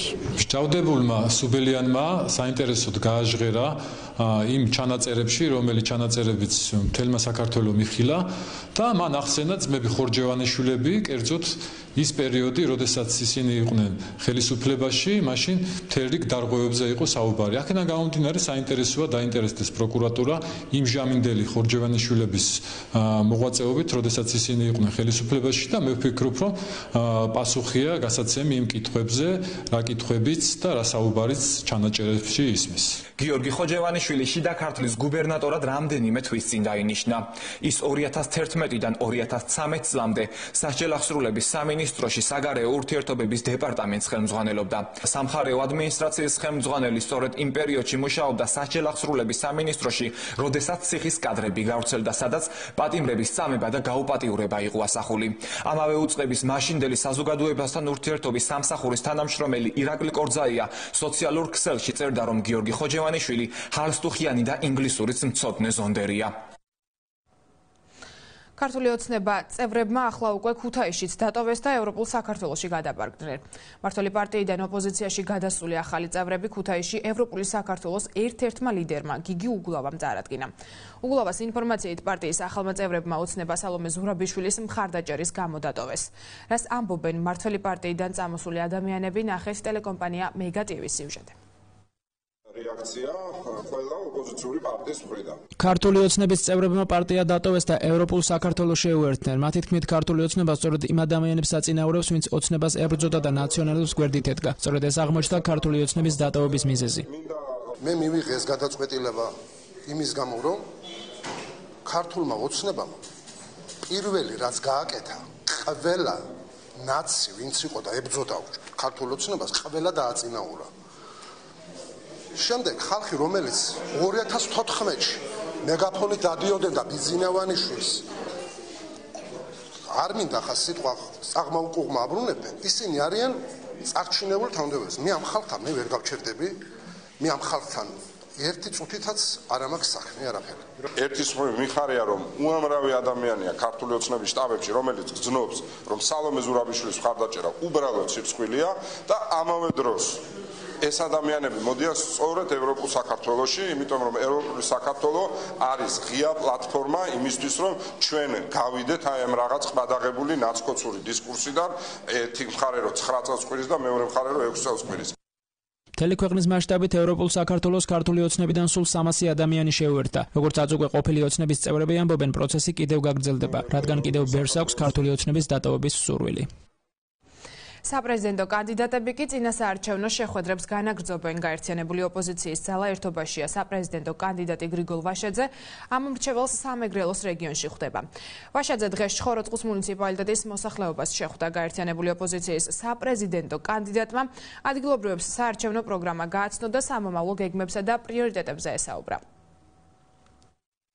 პოლიტიკური მოძრაობის ძალა ერთობაშია ლიდერები ცხოროწყუს ცენტრალურ პარკში მუნიციპალიტეტის მოსახლეობას შეხვდნენ. გაერთიანებული ოპოზიციის საპრეზიდენტო კანდიდატმა გრიგოლ ვაშაძემ ადგილობრივებს საარჩევნო პროგრამა გააცნო და სამომავლო გეგმებსა და პრიორიტეტებზე ისაუბრა. სრული აღსფოთება იმაზე, რომ ქვეყანას ზარცვავს არაკანონიერი, შეიარაღებული დაჯგუფებები მომავალ თაობას ემუქრება კანაფის მარიხუანას პლანტაციები და ეგრეთ წოდებული მთავრობის ნარკობარიგად გადაქცევა, შეურაცხყოფილი ღირსება, როდესაც ბანდიტად გადაქცეული ბიუროკრატი მოქალაქის ხარჯზე ცხოვრობს და პარალელურ სამყაროში არსებობს, ისე რომ არც აინტერესებს რა ხდება საქართველოში, რა ხდება კერძოდ ცხოროწყუში. აუცილებლად ამას 28-ში დავამთავრეთ და რაც თავარია საქართველოს ყველა მოქალაქეს ჯერა რომ ეს არჩევნები გაერთიანებულმა ოპოზიციამ უკვე მოიგო. დღევანდელი დღე არის კიდევ ერთი დასტური იმისა, რომ ქართველი ხალხი მათთან ერთად ცხოროწყუელი მოსახლეობა არის ერთად გაერთიანებულ ოპოზიციასთან ერთად და ის თანასწორობა, ის ყველაფერი, რაც არის დღევანდელ დღეს ჩვენს ქვეყანაში, ამ ხალხთან ერთად უნდა შეიცვალოს. კიდევ ერთხელ გამოვხიზოთ, კიდევ ერთხელ მოვიდეს გონს, რომ დროა ხელისუფლება შეიცვალოს, დროა შეიცვალოს ეს განუკითხაობა, ქაოსი და ჩვენ ყველანი ერთად ერთობაში ამას მოვახერხებთ. 28-ში ეს ხელისუფლება დასრულდება და 28-ში იქნება გაერთიანებული ოპოზიციის ზეიმი. შეუძლებელია ესე გაგრძელება, შეუძლებელია ესე ცხოვრება გაგრძელდეს არათუ მუნიციპალიტეტში, მთელი ქვეყნის მასშტაბით, იმიტომ რომ მართლა დაცარიელდა რა სოფელი, მართლა დაცარიელდა ქვეყანა, უკვე ქუჩა აღარ დაჭა, რომელშიც 50 მოსახლიდან 40 გასული არ არის. პოლონეთში, ჩეხეთში, ჩემი მეზობლები შვეიცარიაში არიან წასულები და საფრანგეთში ითხოვენ თავშესაფარს. ესე გაგრძელება შეიძლება ხალხო. რა თქმა უნდა, ხმას ვაძლევ გრიგოლ ვაშაძეს. საპრეზიდენტო არჩევნები 28 ოქტომბერს ჩატარდება. შენების მოძრაობის ლიდერი და პრეზიდენტობის კანდიდატი დავით უსუფაშვილი კი გორში ამ მრჩეველს შეხვდა. უსუფაშვილმა მოსახლეობას საკუთარი პროგრამა და სამომავლო გეგმები გააცნო. პრეზიდენტობის კანდიდატის განცხადებით ქვეყანას სჭირდება გაერთიანება და გამთლიანება, ამიტომ ქვეყნის სათავეში პროფესიონალი ადამიანები უნდა იყვნენ. მისივე თქმით, სამწუხაროა ის, რომ საარჩევნო კამპანიას არასასიამოვნო ფონი გასდევს, რადგან შავ პიარში შეჯიბრი და ერთმანეთისთვის ტალახის სროლა ქვეყანას წინ ვერ წაიყვანს. შენების მოძრაობის პრეზიდენტობის კანდიდატმა შეხვედრაზე მისული მოქალაქეების შეკითხვებსაც უპასუხა.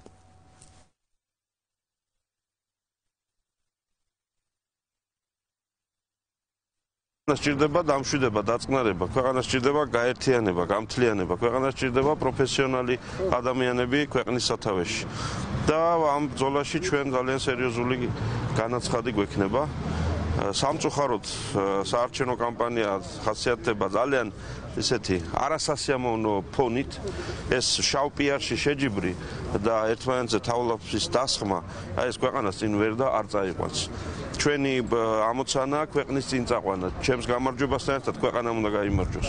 ჩვენ ხედავთ კანდიდატებს, რომლებიც მზად არიან თვითონ გაიმარჯვონ, თუნდაც ამ გამარჯვებას ქვეყანა და მისი მომავალი შეაფერხოს და პრობლემები გააჩინოს. ვხვდით შენების მოძრაობის წარმომადგენელს დავით უსუფაშვილს, მე როგორც აბიტურიენტი მაინტერესებს, როგორ ქვეყანაში მომიწევს სწავლა, ანუ რა გეგმები გააქვთ სამომავლოდ და ძალიან საინტერესოდ ისაუბრა, მომეწონა მისი ხედვა, გეგმები.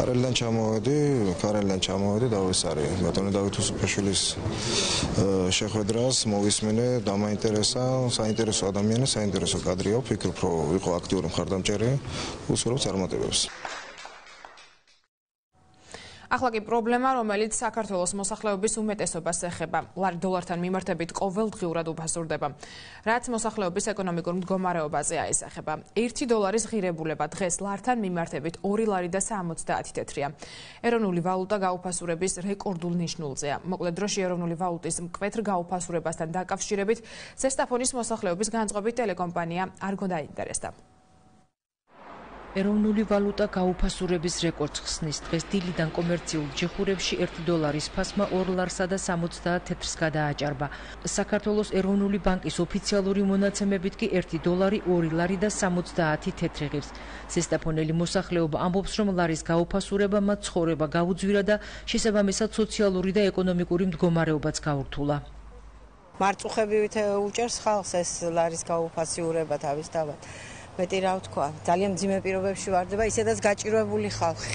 ძალიან სუდად არის საქმე. პროდუქტი გაძვირდა, წამლები გაძვირდა, იძახიან რომ გაიებთაო, არაფერი არ გაიებებულა, ისევე თავისებურად არის რაღაცა და რა ვიცი, ჩემი სიტყვა ასია, მინდა რომ გამოსწორდეს, მაგრამ გამოსწორდება.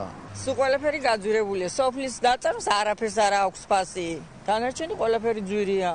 ბაზარში ვერაფერს ვერ იყიდი რომ შეხვალა 50 100 ლარი არაფერი არ არის. ინა თვეში რო ვიყიდე მაგალითად წლების წამას ვყიდულობ გულის წლების წამას ხო ამათ ესე იგი 6 ლარი მივეცი 14 წელში ახლა 8 და 80 გაჭირვებული მოსახლეობას მეტად დააწვა წელზეც მაგრამ რა ვიცი ახლა დანარჩენი ყველაფრის არ თქვა შეიძლება და არც ვთქმელო ავიღე ხელფასი და დავტუეაგე ნახევარი შევიტანე კიდევ შესატანი თუ არ დამთავრებულა და ხელფასი ასე აღსანიშნავია, რომ ოქტომბერში ეროვნული ვალუტა დოლარის მიმართ 9 პუნქტით გაუფასურდა. 1 ოქტომბრის მონაცემებით 1 დოლარის ოფიციალური ფასი 2 ლარი და 71 თეთრი იყო. ასეთ მოკლე დროში ლარის მნიშვნელოვან ვარნას ეკონომისტი ბორის ჭიჭინაძე ეკონომიკაში მიმდინარე პროცესებს არ უკავშირებს. ლარის გაუფასურების მნიშვნელოვანი ფაქტორი მისი თქმით ქვეყნიდან უცხოური ვალუტის დიდი ოდენობით გადინებაა. ასე სწრაფი გაუფასურება არ უნდა მომხდარიყო.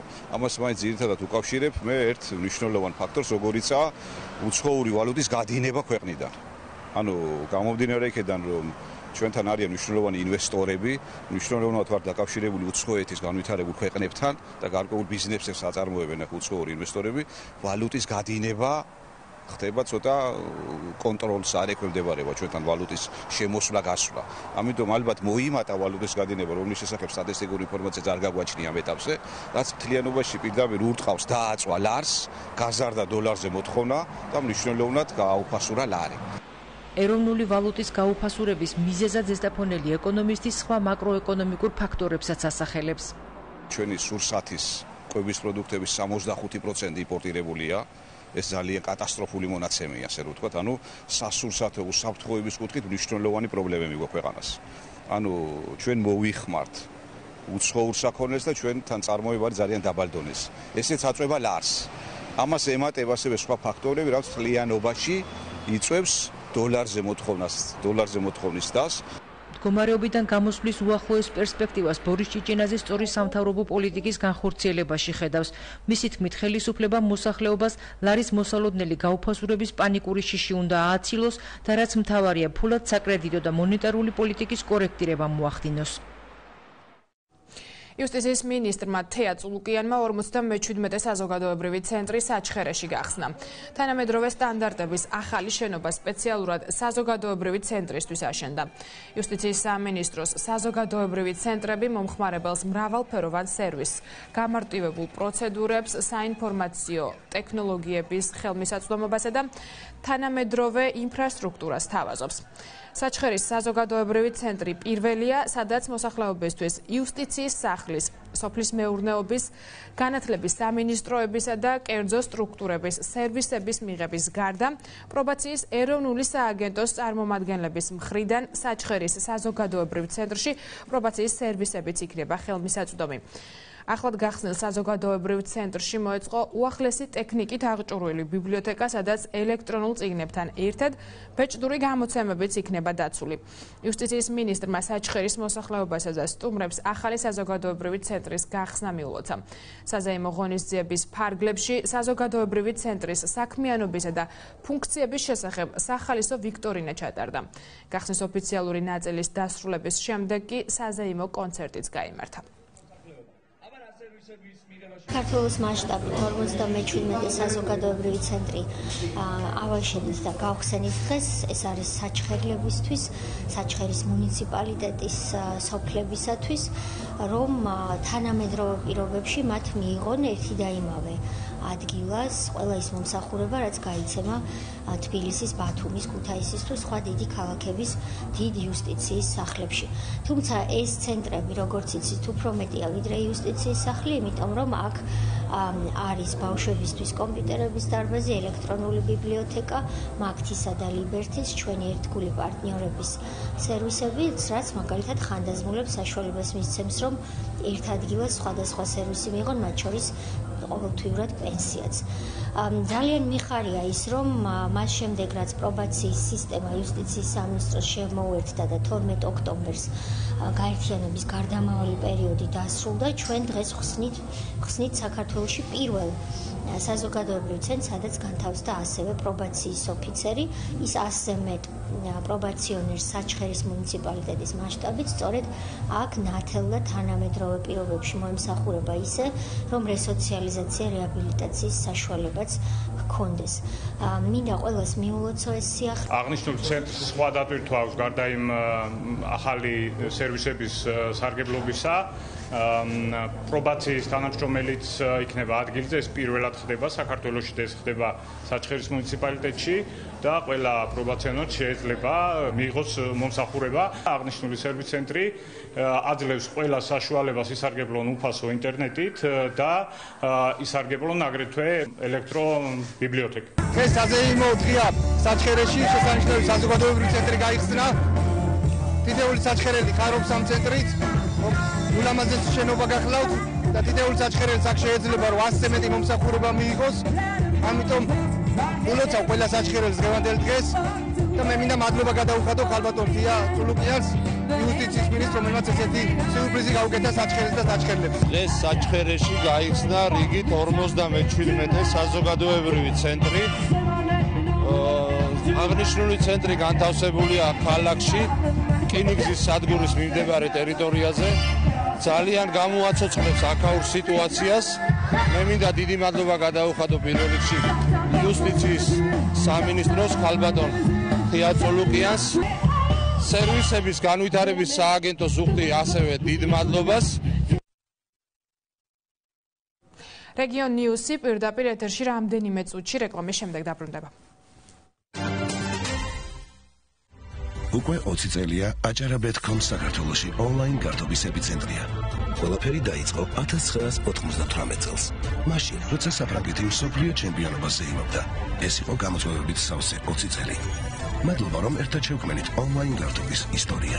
აჭარა.com გართობის 20 წლიანი გამოცდილება. უკვე 20 წელია აჭარა.com საქართველოში ონლაინ გართობის ეპიცენტრია. პირველად ჩვენ შემოგთავაზეთ სპორტში ონლაინ ბეტინგის ფუნქცია. შემდეგ ვიმოგზაურეთ მომავალში და ჩამოგიტანეთ მსოფლიო დონის სპორტ ბეტინგი. ლაივების ყველაზე ინოვაციური ფუნქციებით. აჭარა.com გართობის 20 წლიანი გამოცდილება. და რეგიონ ნიუსი პირდაპირ ეთერში განაგზობს მუშაობას. ბორჯომის მუნიციპალიტეტში სოფელ ბეშეთის მოსახლეობა სამანქანო გზის მოწესრიგებას წლებია ელოდება. ადგილობრივი ხელისუფლება კი აქ მაცხოვრებლების პრობლემების მოგვარებას ყოველი არჩევნების წინ პირდება. მათ დაპირება რამდენიმე დღის წინ კიდევ ერთხელ მიიღეს. ახლა ადგილობრივები ისევ მოლოდინის რეჟიმში გადავიდნენ. აქვთ თუ არა იმედი, რომ ისევ დაპირება და არ დარჩება და მათი ლოდინი მომავალ არჩევნებამდე არ მოუწევთ, ნახეთ ტელეკომპანია ბორჯომის სიუჟეტში.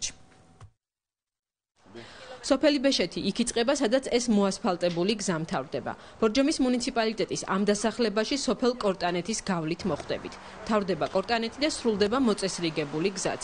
აქედან უკვე ვიწრო გზას ბეშეთამდე მივყავართ. ეს მოუწესრიგებელი და სახიფათო გზაა სწორედ ამ დასახლების მთავარი პრობლემა. არის კორტანი და განმსავალი გზა, რომელიც არის ძალიან მძიმე მდგომარეობაში. და ამაზე გვინდა რომ მოგვაქციონ ყურადღება, ცვივა ძალიან დიდი ბევრი ქვები და ღმერთს უკავია ბავშვებისა და ხალხის სიცოცხლე ხელში. რითაც უნდა გადავრჩეთ. ახლა პატარა სუბუქი მანქანას უჭით, აი მესედეს უაიღო BMW-ს უჭით განმოსვლა. აყენებენ ხიდის თავში. რო გაივლი იქა მეშინია ქვა არ მომხდეს. იქ გზაზე. სახის აი აქედან ბავშვები სკოლაში დადიან ყოველდღიურად მიდიან. გზა ისეთ სავალალო მდგომარეობაშია ქვებით ჩვენ აიცის იქიდან და ზამთრის პერიოდში ისეთ პერიოდში რომ ნაწვიმარია და რაღაცა მაშინ ქვებით შუა და ბავშვები რომ მოდიან. ან თავში მოხდეს ან ისა დაჟღვეულები არა ვართ იმით. აქედან კი მიყავთ მანქანით, მაგრამ იქიდან მოდიან მერე ფეხით. ამ სამანქანო გზის გარდა სოფელი ცენტრალურ მაგისტრალს ხიდით უკავშირდება, რომელიც გასულ წელს შეაკეთეს. მაშინ მიიღეს დაპირება გზის მოწესრიგებაზეც. მოდიან არჩევნები რო წამოდის მაშინ. ვინ ქშველის არავინა, ყურადღებას არ გვაქცევენ. თვითმმართველობის არჩევნებამდე დადებული პირობა ვერ შესრულდა. სოფელში გასულ კვირას წინასაარჩევნო კამპანიის ფარგლებში მისულმა ადგილობრივი ხელისუფლების წარმომადგენლებმა დაპირება გაიმეორეს. დაპირებები მივიღეთ წელს და არის უკვე ეს პროგრამა გატანილი იქნა და კვლავიდან დაიწყებენ უკვე. დაახლოებით რამდენი ხნის წინ იყო აქ თავრობა? დაახლოებით იყო 1 კვირის წინ. შეგვირდნენ მომავალი წლიდან დავიწყებთ, აუცილებლად გავაკეთებთ. ვეცადეთ ბორჯომის მერიისგან გზის მოწესრიგების დაპირება ჩვენც მოგვესვინა, მაგრამ უშედეგოდ. მერიის ხელმძღვანელი პირების ნაწილი შვებულებაში, ნაწილი კი დაკავებული აღმოჩნდა. ბეშეთში მცხოვრები 30-მდე ოჯახი კი ისევ მოლოდინის რეჟიმში გადავიდა. იმედოვნებენ, რომ მომავალ არჩევნებზე მთავრობის დაპირების მოსმენა კიდევ ერთხელ არ მოუწევთ. უმეთვალყურეოდ დარჩენილი ძაღლების საკითხი მარნეულის მუნიციპალიტეტში ისევ პრობლემაა. ძაღლების სიმრავლე პრობლემურია არა მხოლოდ იმის გამო, რომ ქუჩაში რთულ პირობებში ცხოვრობენ და მათ სიცოცხლეს ყოველი ფეხის ნაბიჯზე საფრთხე ემუქრება, არამედ იმის გამოც, რომ უსახლკარო ცხოველები ხშირად ინფექციური დაავადებების მატარებლები არიან. ეგრეთ წოდებული ქუჩის ძაღლების პრობლემის მოსაგვარებლად მარნეულის მუნიციპალიტეტის მერია ტენდერის გამოცხადებას წელს მესამედ გეგმავს. უმეთვალყურეოდ დარჩენილი ცხოველების საკითხთან დაკავშირებით ადგილობრივმა თვითმმართველობამ ტენდერი ორჯერ უკვე გამოაცხადა და ორივეჯერ ჩაიშალა. მიზეზი სატენდერო პირობები იყო. როგორ აპირებს ადგილობრივი ხელისუფლება მარნეულში აღნიშნული პრობლემის მოგვარებას, ნახეთ ტელეკომპანია მარნეულის რეპორტაჟში. უმეთვალყურეოდ დარჩენილი ძაღლების საკითხი მარნეულის მუნიციპალიტეტში კვლავ პრობლემად რჩება. თითქმის ყველა თქვენგანი შეხვედრია მაწანწალად ძაღლებს ქუჩაში. მათი არსებობა პრობლემას წარმოადგენს არა მარტო იმის გამო, რომ ქუჩაში ისინი რთულ პირობებში ცხოვრობენ და მათ სიცოცხლეს ყოველ ფეხის ნაბიჯზე საფრთხე ემუქრება, არამედ იმის გამოც, რომ უსახლკარო ცხოველები ხშირად ინფექციური დაავადებების მატარებლები არიან. მაწანწალად ძაღლმა შეიძლება უკბინოს ვინმეს. ხშირად ძაღლები ინფექციასაც ავრცელებენ. ერთხელ დედაჩემს და ჩემს ძაღლს უკბინა მაწანწალად ძაღლმა და ძლივს გადარჩნენ. ეს პრობლემა ხომ უნდა მოგვარდეს. მაწანწალად ძაღლები ავნებენ ბავშვებსაც და მოზრდილებსაც და ჯობია რომ პატრონი იყავდეს და თავის სახლში მოუვაროს თავის ძაღლს. და თუ საჭირო არის ან წავიდეს ჩააბაროს ან რაღაცა ქნას ქუჩაში გაშვება ძაღლისა როგორ შეიძლება? მე არანაირ პრობლემას არ მიქმნის პირადად, მაგრამ უნდა იყოს სახელმწიფო პროგრამები, რომ ქუჩაში უმეთვალყურეოდ დარჩენილი ძაღლები არ უნდა დადიოდნენ. მაწანწალად ძაღლების პრობლემის მოსაგვარებლად მარნეულის მუნიციპალიტეტის მერია ტენდერის გამოცხადებას წელს მესამედ გეგმავს. შეგახსენებთ, რომ უმეთვალყურეოდ დარჩენილი ცხოველების საკითხთან დაკავშირებით ადგილობრივ თვითმმართველობამ ტენდერი ორჯერ გამოაცხადა და ორჯერვე ჩაიშალა. ძაღლებზე გამოცხადებული იყო ორჯერ ტენდერი, მესამედაც ვაპირებთ გამოცხადებას.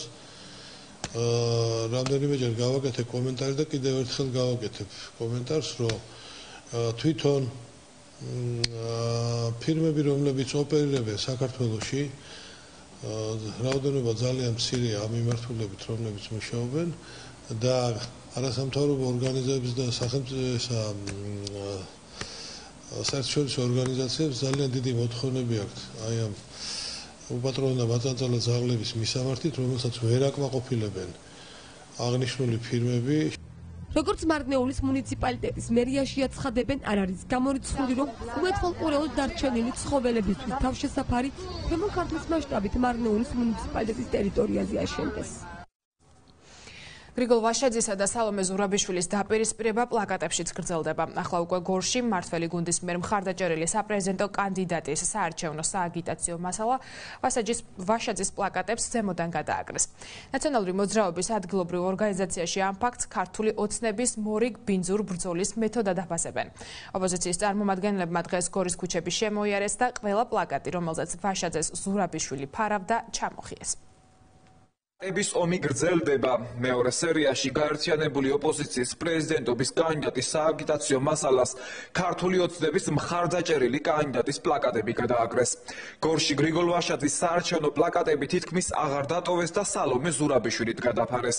ნაციონალური მოძრაობა სააგიტაციო მასალის დაზიანებაში ქართულ ოცნებას ადანაშაულებს. ქართული ოცნება აგონიაშია, ვინაიდან ზუსტად იციან, რომ საპრეზიდენტო არჩევნებს აგებენ და ყველაზე ღირსეული კანდიდატი ყავთ. ქართულმა ოცნებამ ახლა გადაწყვიტა, რომ ახალი ომი გამოეცხადებინა გრიგოლ ვაშაძის პლაკატებისთვის და ჩვენ ძალიან კარგად ხედავთ, რომ ყველა პლაკატს საქართველოს მასშტაბი და უშუალოდ გორში, შიდა ქართლში ყველა პლაკატს გადააკრეს სალომე ზურაბიშვილის პლაკატები. აი აქ ნაცვლად ჩანს, რომ აქ იყო გრიგოლ ვაშაძის პლაკატები, რომელიც წარმოადგენს გაერთიანებულ ოპოზიციას და დღეს სალომე ზურაბიშვილის პლაკატებია. შესაბამისად, ქართულ ოცნებას მინდა მივმართო, რომ არაფერი არ გიშველით თქვენ, ვინაიდან 28 ოქტომბერს საქართველოს მოქალაქეები, ქართველი ხალხი გაგცემთ პასუხს იმ 6 წლიანი მმართველობისთვის, რომელ მმართველობაში თქვენ გააღარიბეთ, გააღატაკეთ ხალხი და პურის ფულის გარეშე დატოვეთ ღმერთის ანაბარა. სააგიტაციო მასალის დაზიანება დასჯადია. სამართლიანი არჩევნების წარმომადგენელი ნინო ბიბილეიშვილი ჯარიმის ოდენობაზე საუბრობს, რომლითაც ფიზიკური პირი დაჯარიმდება იმ შემთხვევაში, თუ დადასტურდება, რომ მან სააგიტაციო მასალა დააზიანა. საარჩევნო კოდექსის 46 მუხლის საფუძველზე არ შეიძლება პოლიტიკური პარტიების სააგიტაციო მასალების დაზიანება, ეს 2000 ლარიან ჯარიმას იწვევს. ოღონდ იმ შემთხვევაში იწვევს ეს დაჯარიმებას, თუ გამოვლინდება დამრღვევი პირი. ეხლა ზოგადად თქვათ გადაკრული რო არის პლაკატები, თუ ვინმე პირადად ნახეს, ვინც გადააკრა ეს პლაკატები, ამ შემთხვევაში შესაძლებელია, რომ მისი დაჯარიმება მოხდეს. თუმცა ზოგადად არა მარტო თქვათ შიდა ქართლის რეგიონში საქართველოს მასშტაბით საკმაოდ ცუდი ტენდენცია წავიდა მაგ ხრივ, რომ პლაკატების დაზიანება რაღაცა ისეთი მასიური ხასიათი მიიღო და კამპანიური ხასიათი მიიღო, არა მარტო პლაკატების ერთმანეთზე გადაკრა, არამედ ამ პლაკატების საღებავებით და გაფუჭება და ეს ერთგვარად წინა საარჩევნო პოლიტიკურ გარემოს აზიანებს. გაერთიანებული ოპოზიციის პრეზიდენტობის კანდიდატის სააგიტაციო მასალის დაზიანების ეს პირველი შემთხვევა არ არის. გრიგოლ ვაშაძის პლაკატები რამდენიმე დღის წინ მთელი ქვეყნის მასშტაბით გადაღებეს. საპრეზიდენტო არჩევნები ახლოვდება 28 ოქტომბერს საქართველოს ახალ პრეზიდენტს აირჩევს. რა უნდა ვიცოდეთ ხმის მიცემის პროცედურის შესახებ იმისთვის, რომ ქვეყნის მთავარ სარდლის არჩევნებში არჩევანი ყველა პროცედურის სწორად გავლით, სრულფასოვნად დავაფიქსიროთ. ხმის მიცემის პროცედურების დეტალების შესახებ ნახეთ TV4-ის სიუჟეტი. 28 ოქტომბერს თითოეული მოქალაქის ჩართულობით საქართველოს ქვეყნის მთავარ სარდალს აირჩევს. იმისთვის, რომ ხმის მიცემის პროცედურა შეუფერხებლად გაიაროთ, უპირველეს ყოვლისა საკუთარი თავი ამომრჩეველთა სიაში უნდა გადაამოწმოთ. ამისთვის საკმარისია ეწვიოთ ვებგვერდს cets.gov.g. დააკლიკეთ ამომრჩეველთა სიას. აქ არის პირადი ნომრის და გვარის შესაყვანი ველი. შევიყვანთ პირად ნომერს. კი ბატონო. გვარის ველში ჩაწერეთ თქვენი გვარი. მონიშნეთ. მე არ ვარ რობოტი. აქ გამოგიგდებთ რამდენიმე ფანჯერას, ანუ აირჩიეთ ყველა სურათი, რომელზეც მანქანა დააკლიკებთ, სადაც ფოტოსურათი, სადაც მანქანა გიფიქსირდება, დაადასტურებთ და მისცემთ ძებნას. აქ გიჩვენებთ უკვე თქვენ ყველა მონაცემს ფოტოსურათის ჩათვლით, ასევე გიჩვენებთ რომელი უბნის, რომელი ოლქის ამომრჩეველი ბრძანდებით. ჩვენ შემთხვევაში რუსთავი არის ნომერ მე-20 და კონკრეტულად თქვენ შემთხვევაში აქ ფიქსირდება, რომ ხართ მე-20 ოლქის ნომერ მე-5 საარჩევნო უბნის ამომრჩეველი. სწრაფი გადახდის აპარატებითაც შესაძლებელია, დიახ, მობილურში ინტერნეტის საშუალებით ანალოგიურად სასკოს ვებგვერდზე შესულით და გადამოწმებით. ასე რომ ამომრჩეველს ყველანაირი საშუალება აქვს იმის, რომ წინ და წინ გაარკვიოს, რომელი უბნის ამომრჩეველი და სად უნდა მივიდეს კენჭისყრის დღეს. მას შემდეგ რაც ამ მომრჩეველთა სიაში საკუთარ თავს გადაამოწმებთ და თქვენი უბნის შესახებ ინფორმაციას მიიღებთ, ხმის მიცემის დღეს უბანზე გამოცხადდებით. პროცედურების უკეთ გასაგებად TV4-ს ნომერ მე-3 საარჩევნო უბანი დაეხმარა. უბანზე შესვლამდე თან გარკვეული დოკუმენტი უნდა იქონიოთ. ჩვენ ახლა ვიმყოფებით ნომერ მე-3 საარჩევნო უბანზე. რა საბუთები უნდა იქონიოს მოქალაქემთან იმისათვის, რომ არჩევნებში მიიღოს მონაწილეობა? არჩევნებში მონაწილეობის მისაღებად მოქალაქემთან უნდა იქონიოს პირადობის დამადასტურებელი საბუთი. ეს გახლავთ ID ბარათი, ან პირადობა, ძველი პირადობები თუ კი ვინმეს აქვს კიდევ შეუძლიათ წარსდგნენ, ან საქართველოს მოქალაქის პასპორტი. ოღონდ აუცილებლად ყველა ეს ჩამოთვლილი საბუთი უნდა იყოს ვადიანი. აქედან ერთ-ერთი საბუთით უნდა წარსდგეს მოქალაქე ამომრჩეველი კენჭისყრის დღეს, რათა მისთვის სასურველი არჩევანი გააკეთოს კონკრეტულ უბანზე, რომელი უბნის ამომრჩეველიც ის გახლავთ. დავუბრუნდეთ იმ თემას, თუ მოქალაქეს შეეშალა უბანი და არასწორად გამოცხადდა მის სამართზე, მას დაეხმარებიან უბანზეც.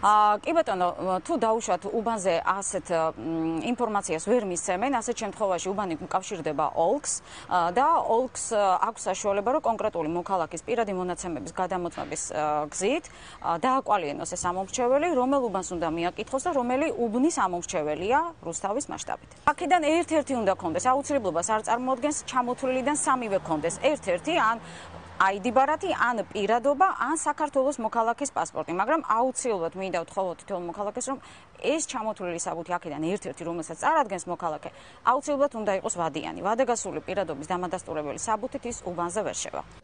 კენჭისყრის ოთახში შესვლისთანავე თქვენ ხმის მიცემის პროცედურაში ერთვებით. რა პროცედურას გადის მოქალაქე, როდესაც უკვე კენჭისყრის ოთახში შედის? კენჭისყრის ოთახში შესასვლელად პირველ რიგში მას შეხვდება ნაკადის მარეგულირებელი კომისიის წევრი, რომელიც ამომრჩეველს შეუმოწმებს მარკირებას. ამის შემდეგ უმოწმებს პირადობის დამადასტურებელი საბუთის ვადიანობას და უთითებს მივიდეს იმ რეგისტრატორთან, რომლის გვარის პირველი ასლს წინა მხარეს არის ესე გამოფენილი. თუ დაუშვათ იმ კონკრეტულ რეგისტრატორთან ორზე მეტი ამომრჩეველია, ცოტა ხნით ნაკადის მარეგულირებელი შეაჩერებს ამ მოქალაქეს და მხოლოდ ამის შემდეგ გადაინაცვლებს ჩვენი ამომრჩეველი იმ რეგისტრატორთან, სადაც არის მისი გვარის პირველი ასლი. ნაკადის მომწესრიგებელი რეგისტრატორთან გადაგამისამართებთ. დავდეთ რეგისტრაციის მაგიტასთან. რა ხდება რეგისტრაციის მაგიტასთან? ამის შემდეგ ჩვენი ამომრჩეველი გადაინაცვლებს რეგისტრატორთან. რეგისტრატორი გამოართმევს პირადობის დამადასტურებელ საბუთს და მოძებნის ამომრჩეველთა ერთიან სიაში. ამომრჩეველთა ერთიან სიაში მისი მოძებნა ხდება პირადი ნომრით, სახელი, გვარი, დაბადების თარიღი, რეგისტრაციის მისამართი, ფოტოსურათი და როდესაც დადასტურდება, რომ ეს არის ზუსტად იმ უბნის ამომრჩეველი, ამის შემდეგ რეგისტრატორი გაუკეთებს მარკირებას მარჯვენა ხელის წერათითზე. ამის შემდეგ რეგისტრატორი ამომრჩეველთა ერთიან სიაში მოაწერს ხელს, მოაწერინებს ამომრჩეველს ხელს მისთვის განკუთვნილ გრაფაში, მისცემს ბიულეტენს, რომელსაც დაამოწმებს რეგისტრატორის ბეჭდით და ხელმოწერით და ამომრჩეველი ამის შემდეგ გადაინაცვლებს ფარული კენჭისყრის კაბინაში. მას შემდეგ, რაც რეგისტრატორისგან ბეჭდითა და ხელმოწერით დამოწმებულ ბიულეტენს მიიღებთ, კენჭისყრის კაბინაში გადაინაცვლებთ. ეს არის ფარული კენჭისყრის კაბინა, სადაც ზუსტად აქ შედის ამომრჩეველი და ფარულად სხვის დაუნახავად გააკეთებს მისთვის სასურველ არჩევნებს. ფარული კენჭისყრის კაბინა, როდესაც გამოდის ამომრჩეველი, გადაინაცვლებს ყუთისა და სპეციალური კონვერტების ზედამხედველთან, სადაც დევს სპეციალური კონვერტები, ყუთის ზედამხედველი აკონტროლებს, რომ ამომრჩეველმა აიღოს ერთი სპეციალური კონვერტი, ბიულეტენი მოათავსოს სპეციალურ კონვერტში და მხოლოდ ამის შემდეგ ახდის ჭრილს ყუთის ზედამხედველი და მოათავსებს ამომრჩეველი სპეციალურ კონვერტს ძირითად საარჩევნო ყუთში. ამის შემდეგ ამომრჩეველი ტოვებს კენჭისყრის ოთახს. ყველა ამ პროცედურის გავლის შემდეგ შეგიძლიათ ჩათვალოთ, რომ თქვენი ხმა დაფიქსირებულია. ნომერ მე-20 საოლქო საარჩევნო კომისიის მონაცემებით ამ დროისთვის რუსთავში 7,762 ამომრჩეველია რეგისტრირებული.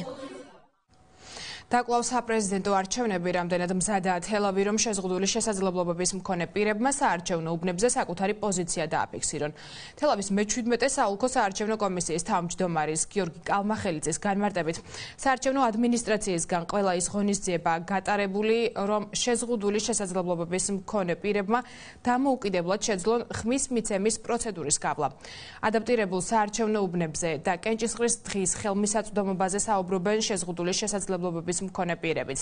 ისინი აღნიშნავენ, რომ არჩევნებში მათი მონაწილეობა არანაირ სირთულეს არ წარმოადგენს.